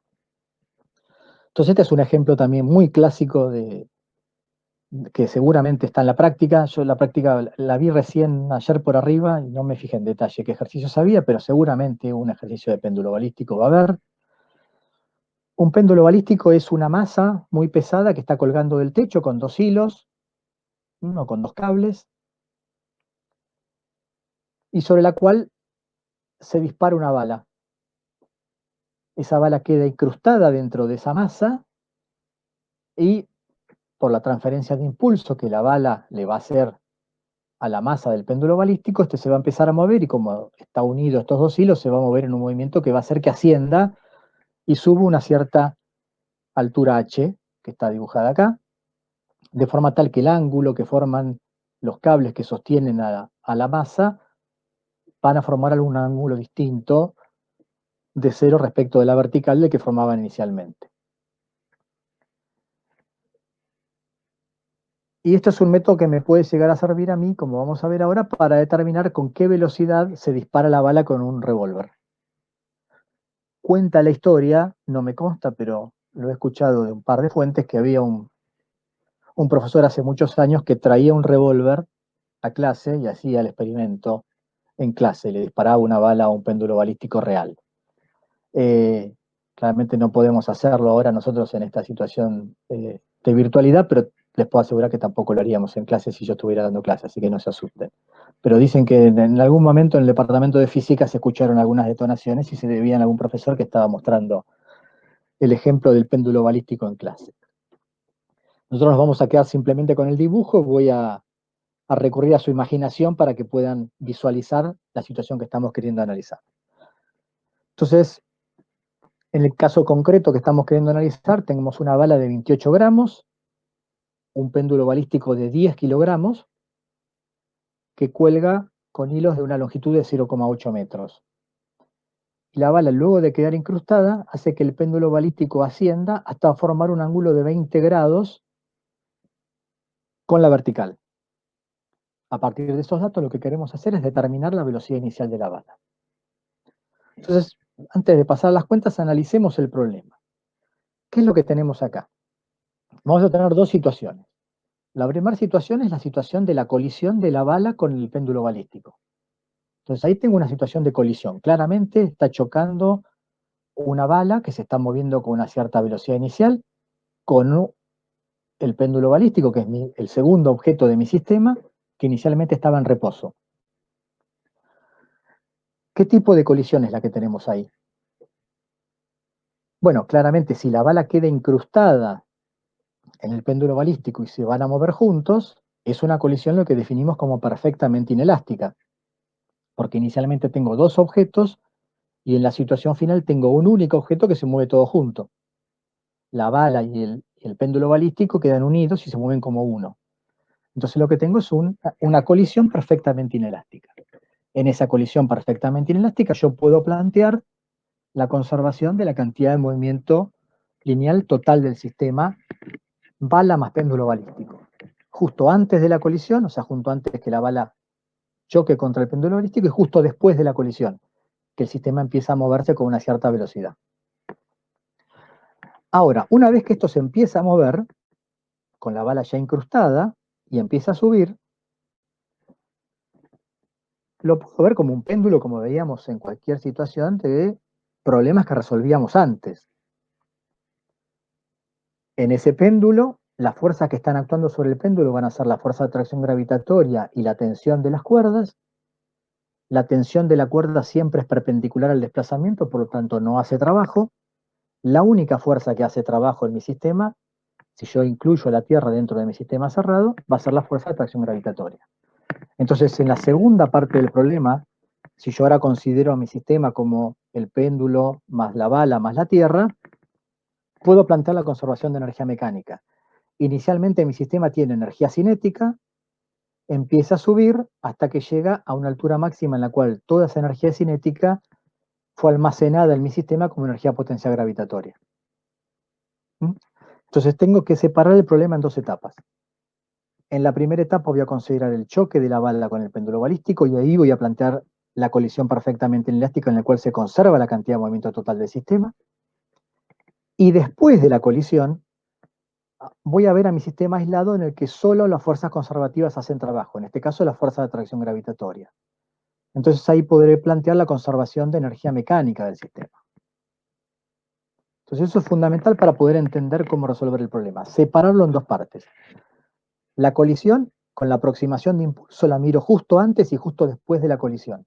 Justo antes de que la bala llega al péndulo balístico y justo después que la bala quedó incrustada en el péndulo balístico. Una vez que se empieza a mover ese sistema, ahí lo empiezo a mirar como un sistema aislado junto con la Tierra y ahí planteo la conservación de energía mecánica. No puedo plantear la conservación de energía mecánica antes, porque claramente esta bala, al chocar contra el péndulo balístico y producirse una colisión perfectamente inelástica, si es inelástica, la energía cinética no se conserva. Entonces no se conserva la energía cinética desde que la bala choca hasta que quede incrustada. Yo puedo plantear la conservación de energía cinética después que la bala quedó incrustada y que el sistema ya empieza a moverse solamente regido por la velocidad inicial que traía, o sea, por su energía cinética inicial y por el efecto de la fuerza de atracción gravitatoria, que es una fuerza conservativa. ¿Sí? Eso es lo fundamental que hay que entender de este problema para poder resolverlo correctamente. La conservación de energía mecánica se da después de la colisión. Antes de la colisión no puedo plantear conservación de energía cinética, o conservación de energía en general. justamente porque el problema veo que es de una colisión perfectamente inelástica en la cual la energía cinética no se conserva. Entonces planteemos las ecuaciones, la conservación de la cantidad de movimiento total del sistema para una colisión perfectamente inelástica. Ya vimos que lo que hacemos es plantear las cantidades de movimiento iniciales de cada uno de los dos cuerpos que chocan, y eso tiene que ser igual a la cantidad de movimiento total del sistema después de la colisión, que es la cantidad de movimiento de la nueva partícula que está ahora compuesta por las dos que quedaron unidas juntas. Es decir, la masa del bloque más la masa de la bala más la masa del péndulo balístico es mi nueva partícula ahora, multiplicada por la velocidad final con la que se mueve. Como la colisión es toda en el eje X, esto choca digamos, yo voy a poner el eje X en esta dirección, como puse acá, la velocidad de la bala la voy a poner en el eje X, entonces puedo escribir una ecuación escalar, donde solamente tengo una velocidad en el eje X inicial de la bala, el péndulo balístico está en reposo, por lo tanto esto vale 0. La velocidad final de mi sistema va a ser también en el eje X, ¿no? La velocidad final del sistema bala más péndulo balístico también va a ser en el eje X, y esta va a ser la incógnita que queremos determinar. Pero, perdón, la incógnita que queremos determinar es esta, ¿no? Lo que nos pide el problema es la velocidad de la bala, pero tampoco conocemos la velocidad del péndulo balístico después. Entonces de acá no puedo resolver, porque tengo dos incógnitas, no conozco ninguna de las dos velocidades. Por eso es que ahora tenemos que plantear la segunda parte del problema, en la cual se conserva la energía mecánica después que chocó la bala. Ya la bala está incrustada dentro del péndulo balístico y ahora se está moviendo con una cierta velocidad, que es esta. Y ahí planteamos la conservación de energía mecánica. La energía mecánica inicial del sistema será la energía cinética más la energía potencial. Yo lo que voy a hacer es poner mi cero de energía potencial acá. Entonces fíjense que este dibujo que está acá abajo representa esta longitud es 0,8, o sea, esto es este largo. Voy a poner mi cero acá o mi cero acá, es lo mismo, como quieran. Por ahí para verlo más fácil es verlo acá. Y la altura que va a subir el péndulo balístico va a ser esta, h, que es esta h que está acá. Entonces, ¿cómo hago para determinar la altura que sube el péndulo balístico respecto de la posición inicial? Bueno, lo que hacemos es construir entonces este triángulo que está acá. ¿Lo ven? Que es este que está acá. Esto vale 0,8, porque esto es el mismo cable del péndulo balístico que ahora está formando un cierto ángulo respecto de la vertical. Entonces, esto es 0,8 y esto también es 0,8. Y este es el ángulo que forma el péndulo balístico que me da el problema como dato, o sea, 20 grados. Si formamos este triángulo, la altura h será igual a 0,8 menos el cateto adyacente de este triángulo. Entonces, la altura que sube el péndulo balístico la puedo escribir como 0,8 menos este cateto adyacente, que es 0,8 por el coseno de 20. Si hacemos esas cuentas, eso me da 0,048 metros. Entonces la altura que sube el péndulo balístico es 0,048 metros. ¿Vieron la resolución esa? ¿No? Es un poquito de trigonometría nada más. No sé si queda claro cómo lo resolví. Sí, profe, quedó claro. Bueno, entonces, sabiendo cuánto subió el péndulo balístico, podemos plantear cuánto vale la energía mecánica final. Bueno, la energía mecánica inicial, entonces estábamos terminando acá, la energía mecánica inicial será solamente energía cinética, porque la potencial dijimos que era 0 en ese punto. Yo lo elegí como 0 ahí. La energía mecánica inicial ahora es un medio de la masa de mi sistema, que ahora es el sistema, acuérdense, ya está formado por el péndulo más la bala. La bala ya está incrustada dentro del péndulo balístico. Entonces, la masa es la masa total por la velocidad del sistema, la rapidez al cuadrado del sistema. La rapidez es la velocidad con la que salió moviéndose de la colisión, lo que llamamos V final de la colisión. Entonces reemplazamos en la ecuación de energía cinética la rapidez por la velocidad que sacamos de la colisión, la velocidad final de la colisión. Esa es la velocidad con la que empieza a moverse el sistema en la situación de conservación de energía mecánica. La energía mecánica final va a ser solamente energía potencial gravitatoria, porque justamente yo estoy viendo la situación en la que alcanza la altura máxima, esa altura máxima su velocidad se hace 0. La energía potencial gravitatoria será la masa del sistema, del bloque de la bala más el péndulo balístico, por G por la altura que subió. Igualando estas dos cantidades, llegamos a esta expresión, donde conocemos la altura porque la calculamos recién, conocemos las masas, conocemos el valor de G, podemos despejar cuánto es la velocidad inicial de mi sistema. Velocidad inicial para la conservación de energía, que era la velocidad final de la conservación de energía, de cantidad de movimiento lineal del sistema. Entonces, de esta igualdad, de esta conservación de energía mecánica, puedo sacar la velocidad con la que el sistema comenzó a moverse en la conservación de energía, y con esa velocidad inicial puedo venir ahora y volver a esta expresión de la conservación de cantidad de movimiento lineal total y despejar de acá la velocidad inicial de la bala.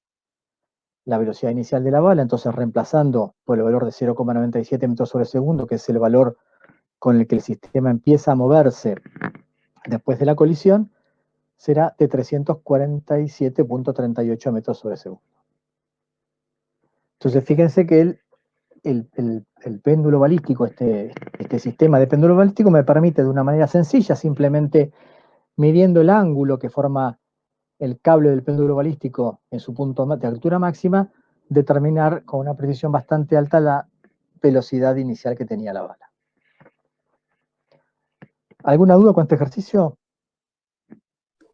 No, profe. Bueno, si no, van a tener la oportunidad de resolverlo en la práctica, así que seguramente van a volver sobre él, y si queda alguna duda, tienen como ayuda acá la resolución para poder entenderlo. Pero siempre recuerden, lo fundamental es pensar en las dos situaciones que se producen. Primero se conserva la cantidad de movimiento total del sistema en la colisión, después se conserva la energía mecánica. No puedo plantear la conservación de energía mecánica a lo largo de todo el proceso, porque el proceso involucra una colisión inelástica donde la energía cinética no se conserva. Bueno, y para terminar por hoy vamos a ver la situación más compleja, que es lo que pasa cuando efectivamente estamos jugando al pool y golpeamos con la bola blanca una de las bolas de color, pero ahora no de forma de frontal, sino con lo que se conoce como un cierto parámetro de impacto, es decir, una distancia entre el punto central de la bola blanca y el punto central de la bola que estamos golpeando. Por experiencia sabemos que si nosotros hacemos eso, las dos bolas van a salir moviéndose con velocidades que van a tener ángulos diferentes respecto de la dirección inicial de movimiento y velocidades diferentes. Entonces el problema pasa a ser ahora mucho más complejo porque tengo que resolver un problema en dos dimensiones con componentes X e Y en cada una de los dos cuerpos de las dos bolas que están formando parte de mi sistema. Lo que yo sí puedo saber, y yo estoy seguro, es que si yo considero esto un sistema aislado, la cantidad de movimiento total, cantidad de movimiento lineal total del sistema va a permanecer constante. Entonces yo puedo plantear de nuevo la conservación de cantidad de movimiento lineal total del sistema, es decir, que la suma del producto masa por velocidad de cada masa antes y después del choque tiene que permanecer constante. Y para hacerlo un poquito más sencillo, vamos a suponer que la masa 2 está en reposo. O sea, vamos a poner que la velocidad inicial de la masa 2 es igual a 0.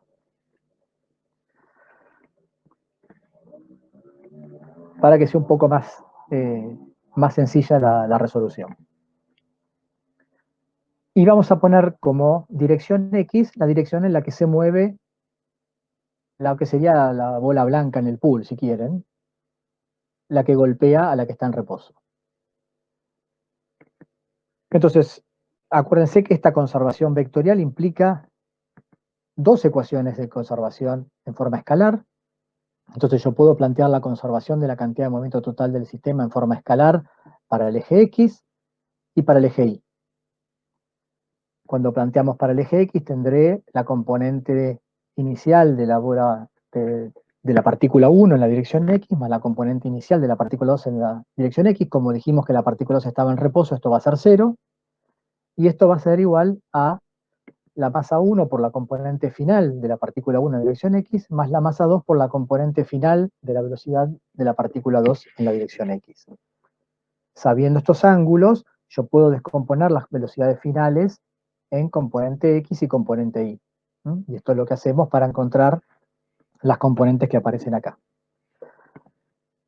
De manera de escribirlas en función de su módulo y de los ángulos que forman respecto al eje X, ¿no? A partir de las coordenadas polares de los vectores. Entonces escribimos la velocidad, la componente en X de la velocidad 1 final como el módulo de la velocidad 1. Fíjense que hice la simplificación de que a los módulos de las velocidades los voy a escribir directamente como B, para no tener que poner tanto símbolo. Entonces, B1F es el módulo de la velocidad final de la partícula 1. El módulo por el coseno me da la componente en X de la 1, el módulo por el coseno de phi, que es este otro ángulo, me da la componente de la partícula 2. Tengan en cuenta que como ahora los ángulos los estoy midiendo no en el sentido usual, fíjense que yo no estoy poniendo este ángulo, sino que a phi lo estoy midiendo así, voy a tener que tener un poquito de cuidado con los signos. Como en esta dirección en la cual estoy resolviendo la componente en X es positiva, acá no tengo que cambiar el signo. Pero cuando veamos la componente en Y, ahora de la conservación de la cantidad de movimiento lineal, no tengo componente de la velocidad de la partícula 1, porque solamente puse su velocidad en el eje X, esto va a ser 0, y la partícula está en reposo, o sea que esto también es 0. La cantidad de movimiento total en el eje Y inicial es 0, de forma tal que la cantidad de movimiento total final también tendrá que ser 0, pero ahora cada una tiene una cierta componente, porque como estos ya se están moviendo formando un ángulo, cada una va a tener una componente, lo que veo es que los signos de las dos componentes van a ser distintos. La única condición que tengo para que se puedan anular.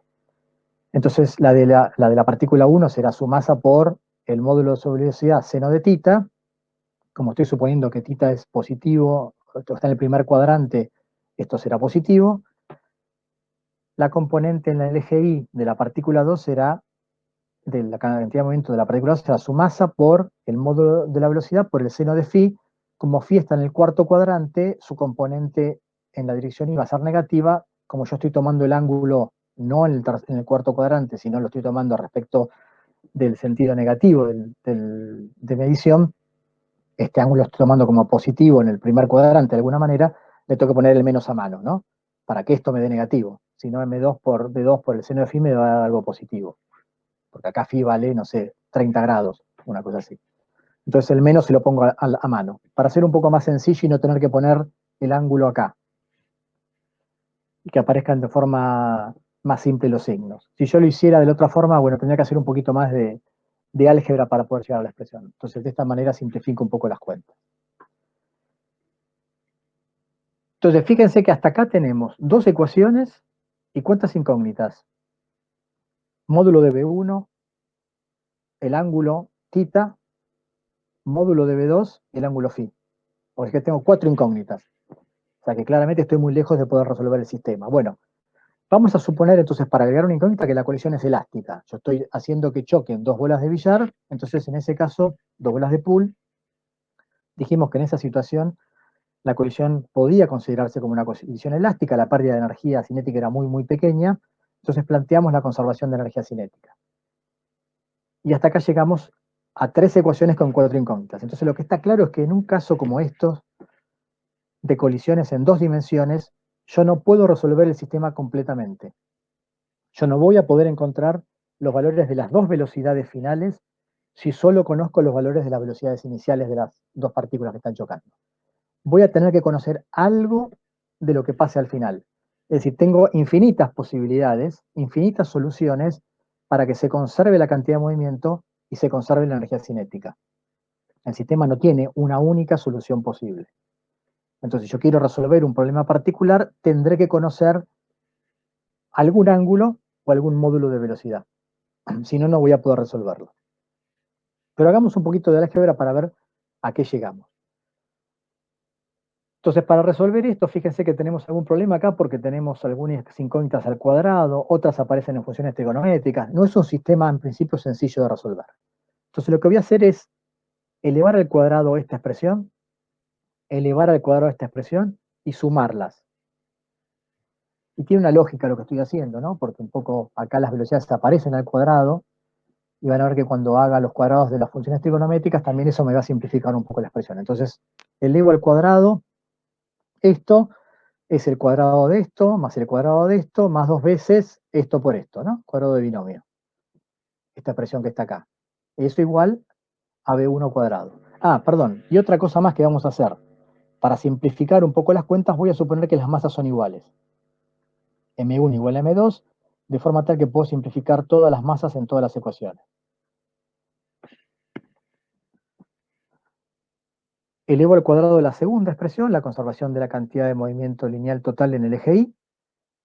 Entonces tengo el cuadrado del primero, B1 cuadrado, seno cuadrado de tita, más el segundo al cuadrado, B2 cuadrado final, seno cuadrado de phi, más el doble producto del primero por el segundo, como acá tengo un signo menos, será menos 2 veces el producto de las velocidades finales, seno de tita, seno de phi. Y lo que voy a hacer es sumar estas dos expresiones. Entonces, si sumo estas dos expresiones, del lado izquierdo de la igualdad solamente tengo la velocidad 1 inicial al cuadrado. Acuérdense que esto es la rapidez en realidad, ¿no? Es el módulo de la velocidad. Y acá tendré esto más esto. Entonces puedo sacar factor común la rapidez final de la partícula 1 al cuadrado. Eso va a ser factor común de coseno cuadrado más seno cuadrado, que vale 1. Entonces acá ya se me simplifica algo. Me queda solamente la rapidez 1 final al cuadrado. Cuando sume esto con esto, puedo sacar factor común de 2 final al cuadrado. De estos dos términos, me va a quedar factor común de coseno cuadrado más seno cuadrado. Esto también vale 1. Entonces esto me va a quedar la rapidez 2 final al cuadrado. Y después me quedan estos dos términos, que tienen este coeficiente común.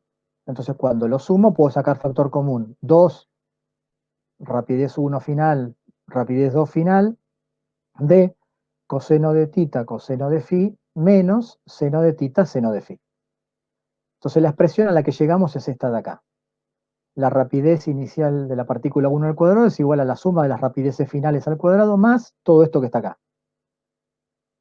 Ahora, todavía no usamos la conservación de energía cinética. Acuérdense, la expresión 3 era la conservación de energía cinética, que si simplificamos los submedios y simplificamos las masas, porque las masas son iguales, la expresión que tengo es que la rapidez al cuadrado inicial es igual a la suma de las rapideces cuadrado finales.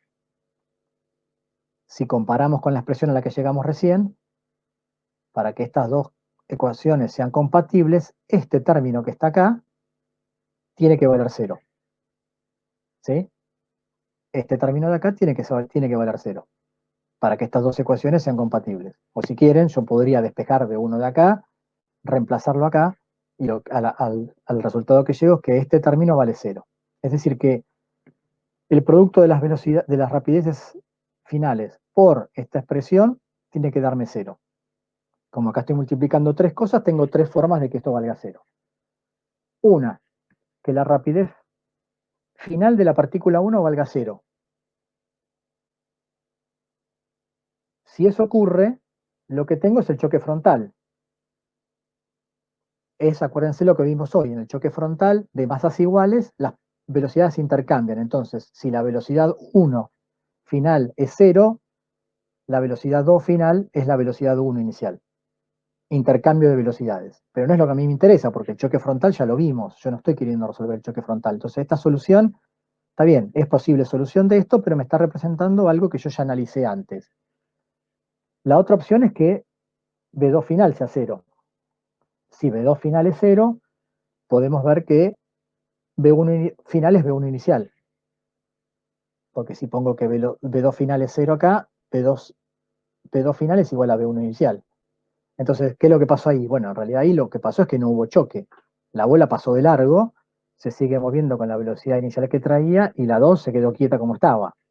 Entonces tampoco es una situación que a mí me sirve. O sea, es solución de las ecuaciones, pero no es la situación que yo quiero resolver. Entonces, claramente la situación que a mí me interesa, en la que hay una colisión y las velocidades finales forman un ángulo respecto de la dirección original en la que se movía la bola 1, tiene que ser la que me dé 0 esta expresión que está acá. O sea, esta relación de cosenos y senos de los dos ángulos tiene que valer 0. Ahora, fíjense que coseno de phi, coseno de tita, coseno de phi, menos seno de tita, seno de phi, es coseno de tita más phi. O sea que lo que yo estoy poniendo acá es que el coseno de la suma de los dos ángulos que forman las dos velocidades respecto del eje X, las dos velocidades finales, tiene que valer 0. Si el coseno tiene que valer 0, el argumento del coseno, ¿cuánto tiene que valer? 90 grados. Entonces lo que vemos acá es que en una colisión elástica, el ángulo que forman las dos partículas que chocan tiene que ser 90 grados. Y eso lo pueden, con la condición acá que planteamos de que las dos masas sean iguales, ¿no? Y eso lo pueden probar la próxima vez que vayan a jugar, al pool, cuando tengamos posibilidad de salir nuevamente, y jueguen y hagan golpear dos de las de color que tienen la misma masa, y miren cómo se mueven independientemente de la forma en la que las hagan chocar. Si las hacen chocar con lo que se llama parámetro de impacto muy grande, es decir, con una distancia muy grande entre el eje de esta y el eje de esta, o con un parámetro de impacto muy chico, independientemente de cómo sea esa colisión, el ángulo que forma la velocidad de una con la velocidad de la otra siempre va a ser 90 grados, o muy parecido a 90. La condición que necesitamos para que eso se cumpla claramente es que la energía cinética se conserva. Entonces, como les dije hoy, la colisión esta es casi elástica, no es perfectamente elástica. Entonces el ángulo, si uno lo midiera con mucha precisión, vería que tal vez hay una pequeña variación de ese ángulo de 90. Pero en general, para este tipo de colisiones en la que hacemos, por ejemplo, chocar dos bolas de pool, los ángulos con los que se mueven en el estado final forman 90 grados una respecto de la otra. Pero fíjense que más allá de toda esta álgebra que hicimos, el sistema no lo podemos resolver exactamente. Siempre llegamos a un sistema en el cual necesito conocer una de las cuatro incógnitas finales, es decir, los dos ángulos y los dos módulos de velocidades finales, para poder resolver el sistema en forma completa. Porque lo que pasa es que tengo infinitas posibilidades de que estos dos ángulos formen 90 grados para la solución final. ¿De qué depende un poco eso? Bueno, justamente de lo que les decía hoy, de esto que es lo que se conoce como parámetro de impacto, que es la distancia entre el eje de una y el eje de la otra. Cuando el parámetro de impacto es 0, es decir, que una choca de frente con la otra, tenemos la solución que ya vimos, la solución del choque frontal. Pero donde está corrido un poquito el eje central de una de las bolas respecto del eje central de la que choca, el movimiento se produce ahora en dos dimensiones y dependiendo cómo varíe ese parámetro de impacto, el ángulo en el que salga una y la otra va a variar. Lo que no va a variar es que si mantenemos la condición de que el choque sea elástico, el ángulo que formen entre ellas sea de 90 grados. Pero no va a ser un problema que podamos resolver en forma completa. Por eso usted ubicó, profe, la bolita 2, digamos, sobre el eje X, pero más abajo. Claro, sí, un poco, me faltó, por ahí acá me olvidé de hacerle, tendría que haber hecho una marca con esta distancia de lo que sería el centro de esta hasta el eje que marca el centro de la otra, es lo que se conoce como parámetro de impacto. Tampoco lo vamos a analizar demasiado, o sea, uno cuando analiza este tipo de problemas ya en forma más detallada, el dato que está faltando acá para poder analizarlo es ese, el parámetro de impacto. Si el parámetro de impacto es 0, tengo un choque elástico. Si el parámetro de impacto es mayor que la distancia entre ejes de las dos partículas, no hay choque. Y si el parámetro de impacto está en una zona intermedia entre estas dos, bueno, tengo todas las posibilidades posibles que me da esta solución, de que el ángulo sea 90 entre los dos, pero con infinitas soluciones para el problema. Y esas infinitas soluciones están dadas por los infinitos parámetros de impacto intermedios que yo puedo tener entre esas dos situaciones límites. Por eso el problema no lo puedo resolver analíticamente solamente planteando la conservación de cantidad de movimiento y la conservación de energía cinética. Necesito de alguna manera conocer cuánto vale ese parámetro de impacto si realmente quiero resolverlo analíticamente de forma completa. Pero no vamos a hacer eso. Simplemente nos quedamos hasta acá como para que vean cuál es el álgebra de la resolución de este problema. En el caso de que lleguemos a creo que en la práctica hay algún ejercicio de colisiones en dos dimensiones, en ese caso me van a dar información sobre alguno de los valores finales de las velocidades de alguna de las dos partículas, porque si no, no lo puedo resolver. Lo que tendré que usar en ese caso es esta ecuación y esta ecuación, por ejemplo, o las ecuaciones de conservación de cantidad de movimiento, dependiendo, bueno, cómo sea, dependiendo cuál sea el valor que me estén dando como información final. Pero si no me dan ese dato, vemos ya que no podemos resolverlo porque es un sistema que para el cual no me alcanza el número de ecuaciones para las incógnitas que tengo. Bueno, para terminar, un ejemplo de que también, creo que también hay un ejercicio en la práctica que van a tener que resolver muy parecido a este. Entonces, en este ejemplo vamos a aplicar varias de las cosas que vimos hasta ahora y aparte vamos a tener que pensar un poquito más, porque va a pasar algo que nos va a obligar a pensar. Dejamos caer una caja de 50 kilogramos sobre un vagón de 1000, ¿no? Tenemos un vagón que se mueve por una vía en línea recta, 60 kilómetros por hora, y dejo caer desde un puente, supónganse, miro desde arriba cuando el vagón está pasando, dejo caer una caja sobre el vagón. De forma tal que la caja cae justo en el medio del vagón, yo calculo para que caiga justo en el medio del vagón, y después la caja queda fija y se mueve junto con el vagón en la dirección en la que el vagón traía. ¿Sí? Y lo que yo quiero determinar es la velocidad a la que se moverá el sistema vagón más caja después de que la caja queda fija sobre el vagón. O sea, ¿cuál va a ser la velocidad final del sistema? Esta. Inicialmente el vagón se movía con esta velocidad, yo quiero saber con qué velocidad se moverá. Entonces lo que vamos a hacer es, como les decía hoy, aplicar la aproximación de impulso justo antes y justo después a que la caja llegue, ¿no? Porque la caja claramente acá está cayendo en forma acelerada hasta la fuerza de atracción gravitatoria, entonces va a llegar con una cierta velocidad al cajón que va a depender, al vagón que va a depender de la altura desde la cual la tiramos nosotros. Cuanto más alto desde más alto la tiremos, con mayor velocidad va a llegar acá. Yo lo que voy a mirar es lo que pasa justo antes de que llegue al vagón y después de que llegó al vagón donde ya la caja deja de moverse en forma vertical y pasa a moverse junto con el vagón. Entonces, en esa aproximación de impulso uno diría, bueno, voy a considerar mi sistema como formado por la caja más el vagón. Y lo que uno diría es, bueno, ¿podría aplicar la conservación de cantidad de movimiento total del sistema acá? ¿Es realmente mi sistema un sistema aislado? Si lo considero de esa forma. Es fácil de ver eso. Analicemos cómo son las cantidades de movimiento total antes y después de la colisión, ¿no? Esto podemos pensarlo como un choque. Es un choque, el choque de la caja con el vagón. ¿Cómo es la cantidad de movimiento total del sistema antes de la colisión? Esta es la velocidad de la caja, ¿no? Porque cuando llega a chocar contra el vagón tiene una velocidad vertical. Y esta es la velocidad del vagón, horizontal. De forma tal que la cantidad de movimiento total será la suma de las cantidades de movimientos de los dos.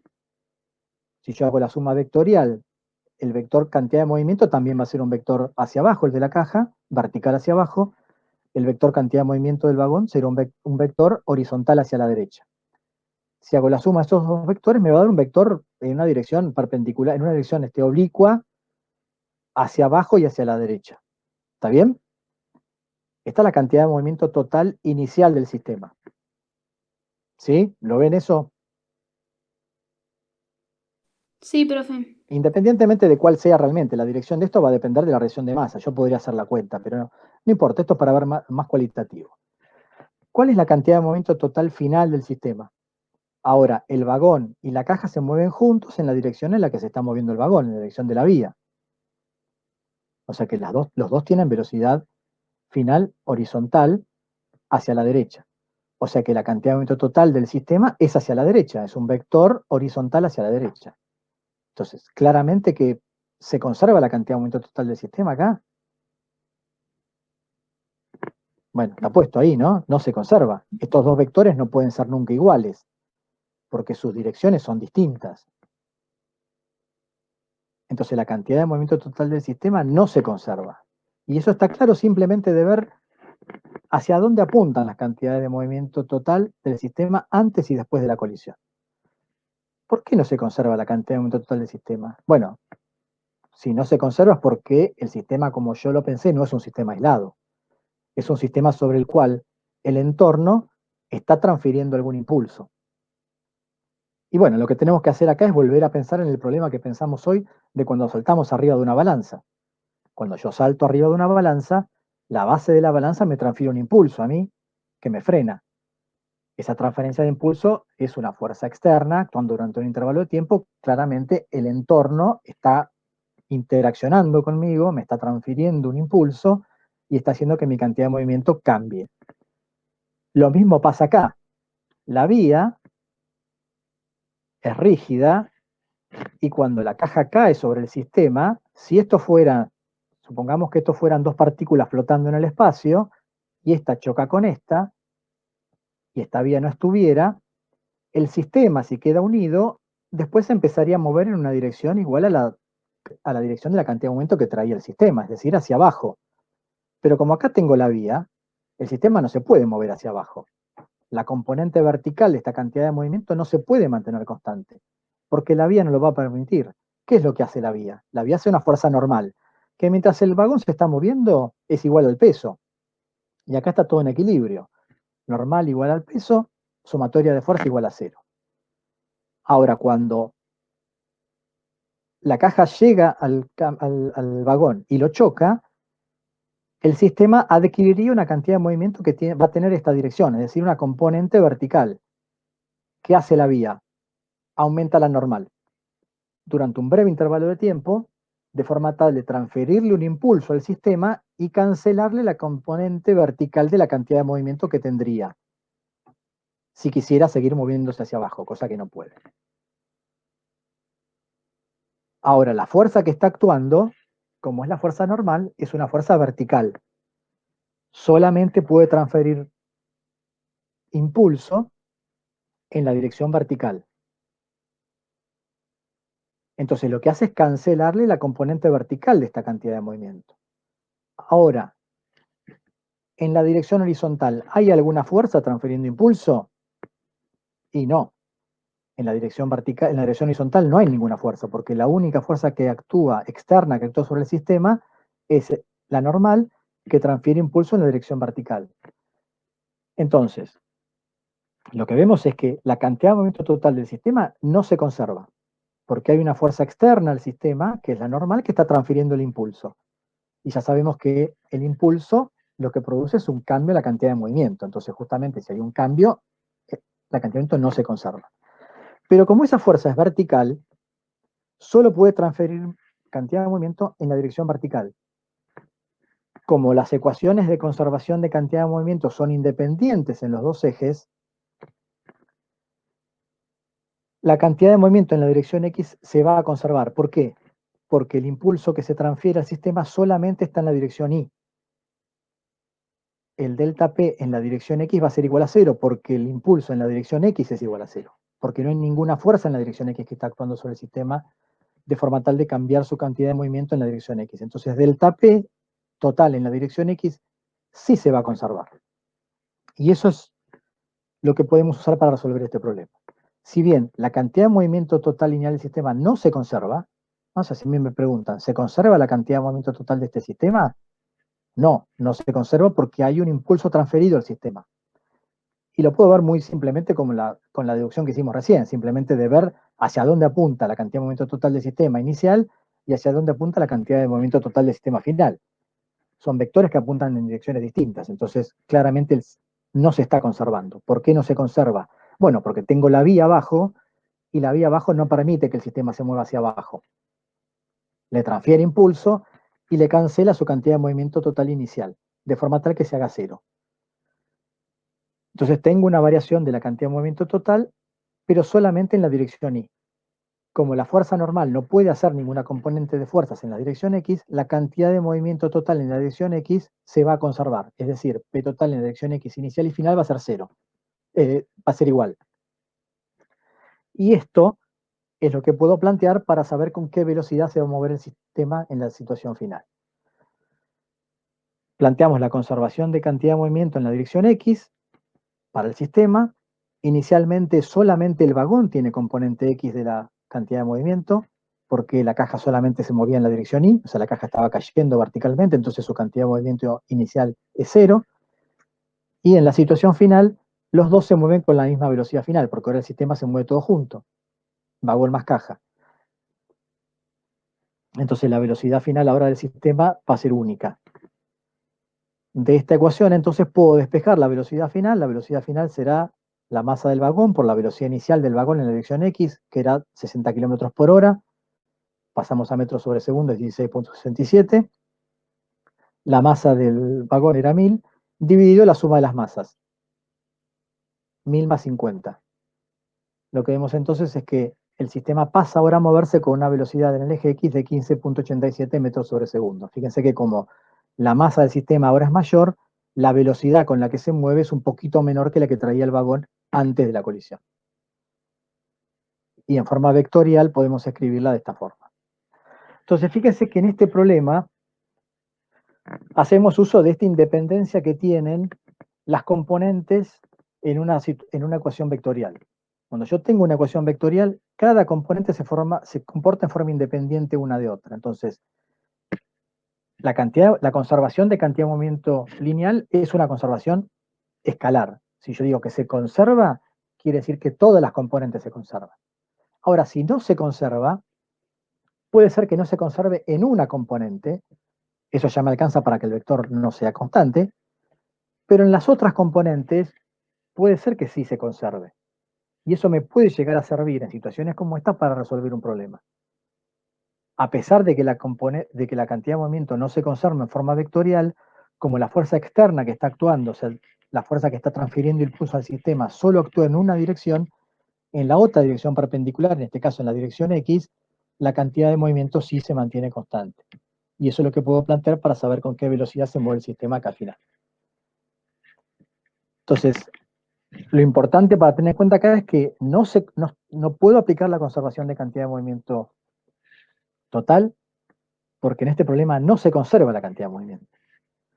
Pero como en una dirección no hay fuerza externa aplicada, no hay impulso transferido, en esa dirección, en este caso la dirección horizontal, sí puedo plantear la conservación de la cantidad de movimiento solo en esa dirección. Y a partir de ahí, sacar información de las condiciones finales del problema. ¿Está claro? Sí, profe. Sí. Entonces, profe, cuando se produce la colisión entre la caja y el vagón, se Sí. convierte en una colisión perfectamente inelástica. En este caso es perfectamente inelástica, sí. Sí. Sí.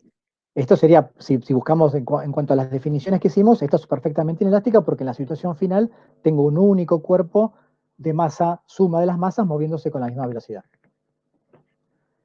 Pero el problema que tengo es que no es un sistema aislado. Acuérdense que la conservación de cantidad de movimiento, cuando el teorema de conservación de cantidad de movimiento me dice, cuando en un sistema aislado interaccionan dos objetos, la cantidad de movimiento total del sistema se conserva. ¿Qué significa sistema aislado? Que no interacciona con su entorno. Es decir, que no hay nada del entorno que esté transfiriendo impulso desde afuera, que no está haciendo fuerzas desde afuera. En la aproximación de impulso yo me puedo olvidar un poco de alguna fuerza, pero en este caso, por más que aplique la aproximación de impulso, cuando se produce la interacción, justamente en ese intervalo de tiempo, aparece la fuerza normal que crece sobre la vía, de la fuerza que ejerce la vía, y que cancela la cantidad de movimiento en el eje X. Entonces, aparece una fuerza extra, o aumenta una de las fuerzas que existían, que es la fuerza normal, que hace que el sistema deje de ser aislado. No es un sistema aislado del entorno, al contrario, el entorno está haciendo un impulso sobre el sistema. Y eso hace que la cantidad de movimiento no se conserve. Entonces no puedo aplicar la ley de conservación de cantidad de movimiento tal como está escrita, porque la condición que me pide esa ley es que el sistema sea aislado. Y en este caso eso no se cumple, porque el entorno está haciendo un impulso sobre el sistema. La vía está haciendo un impulso sobre el vagón. Entonces eso me impide aplicar la ley de conservación. Pero cuando yo voy después a las ecuaciones individuales en todas las direcciones, veo que en una no tengo fuerza externa aplicada. Entonces esa la puedo usar. Pero en realidad no estoy usando el teorema de conservación estrictamente hablando, porque hay una dirección en el eje Y en el cual tengo un impulso. Y ese impulso implica una variación en la cantidad de movimiento. Es una sutileza tal vez lo que estoy diciendo, pero se entiende, ¿no? Sí, sí, se entiende. Bueno.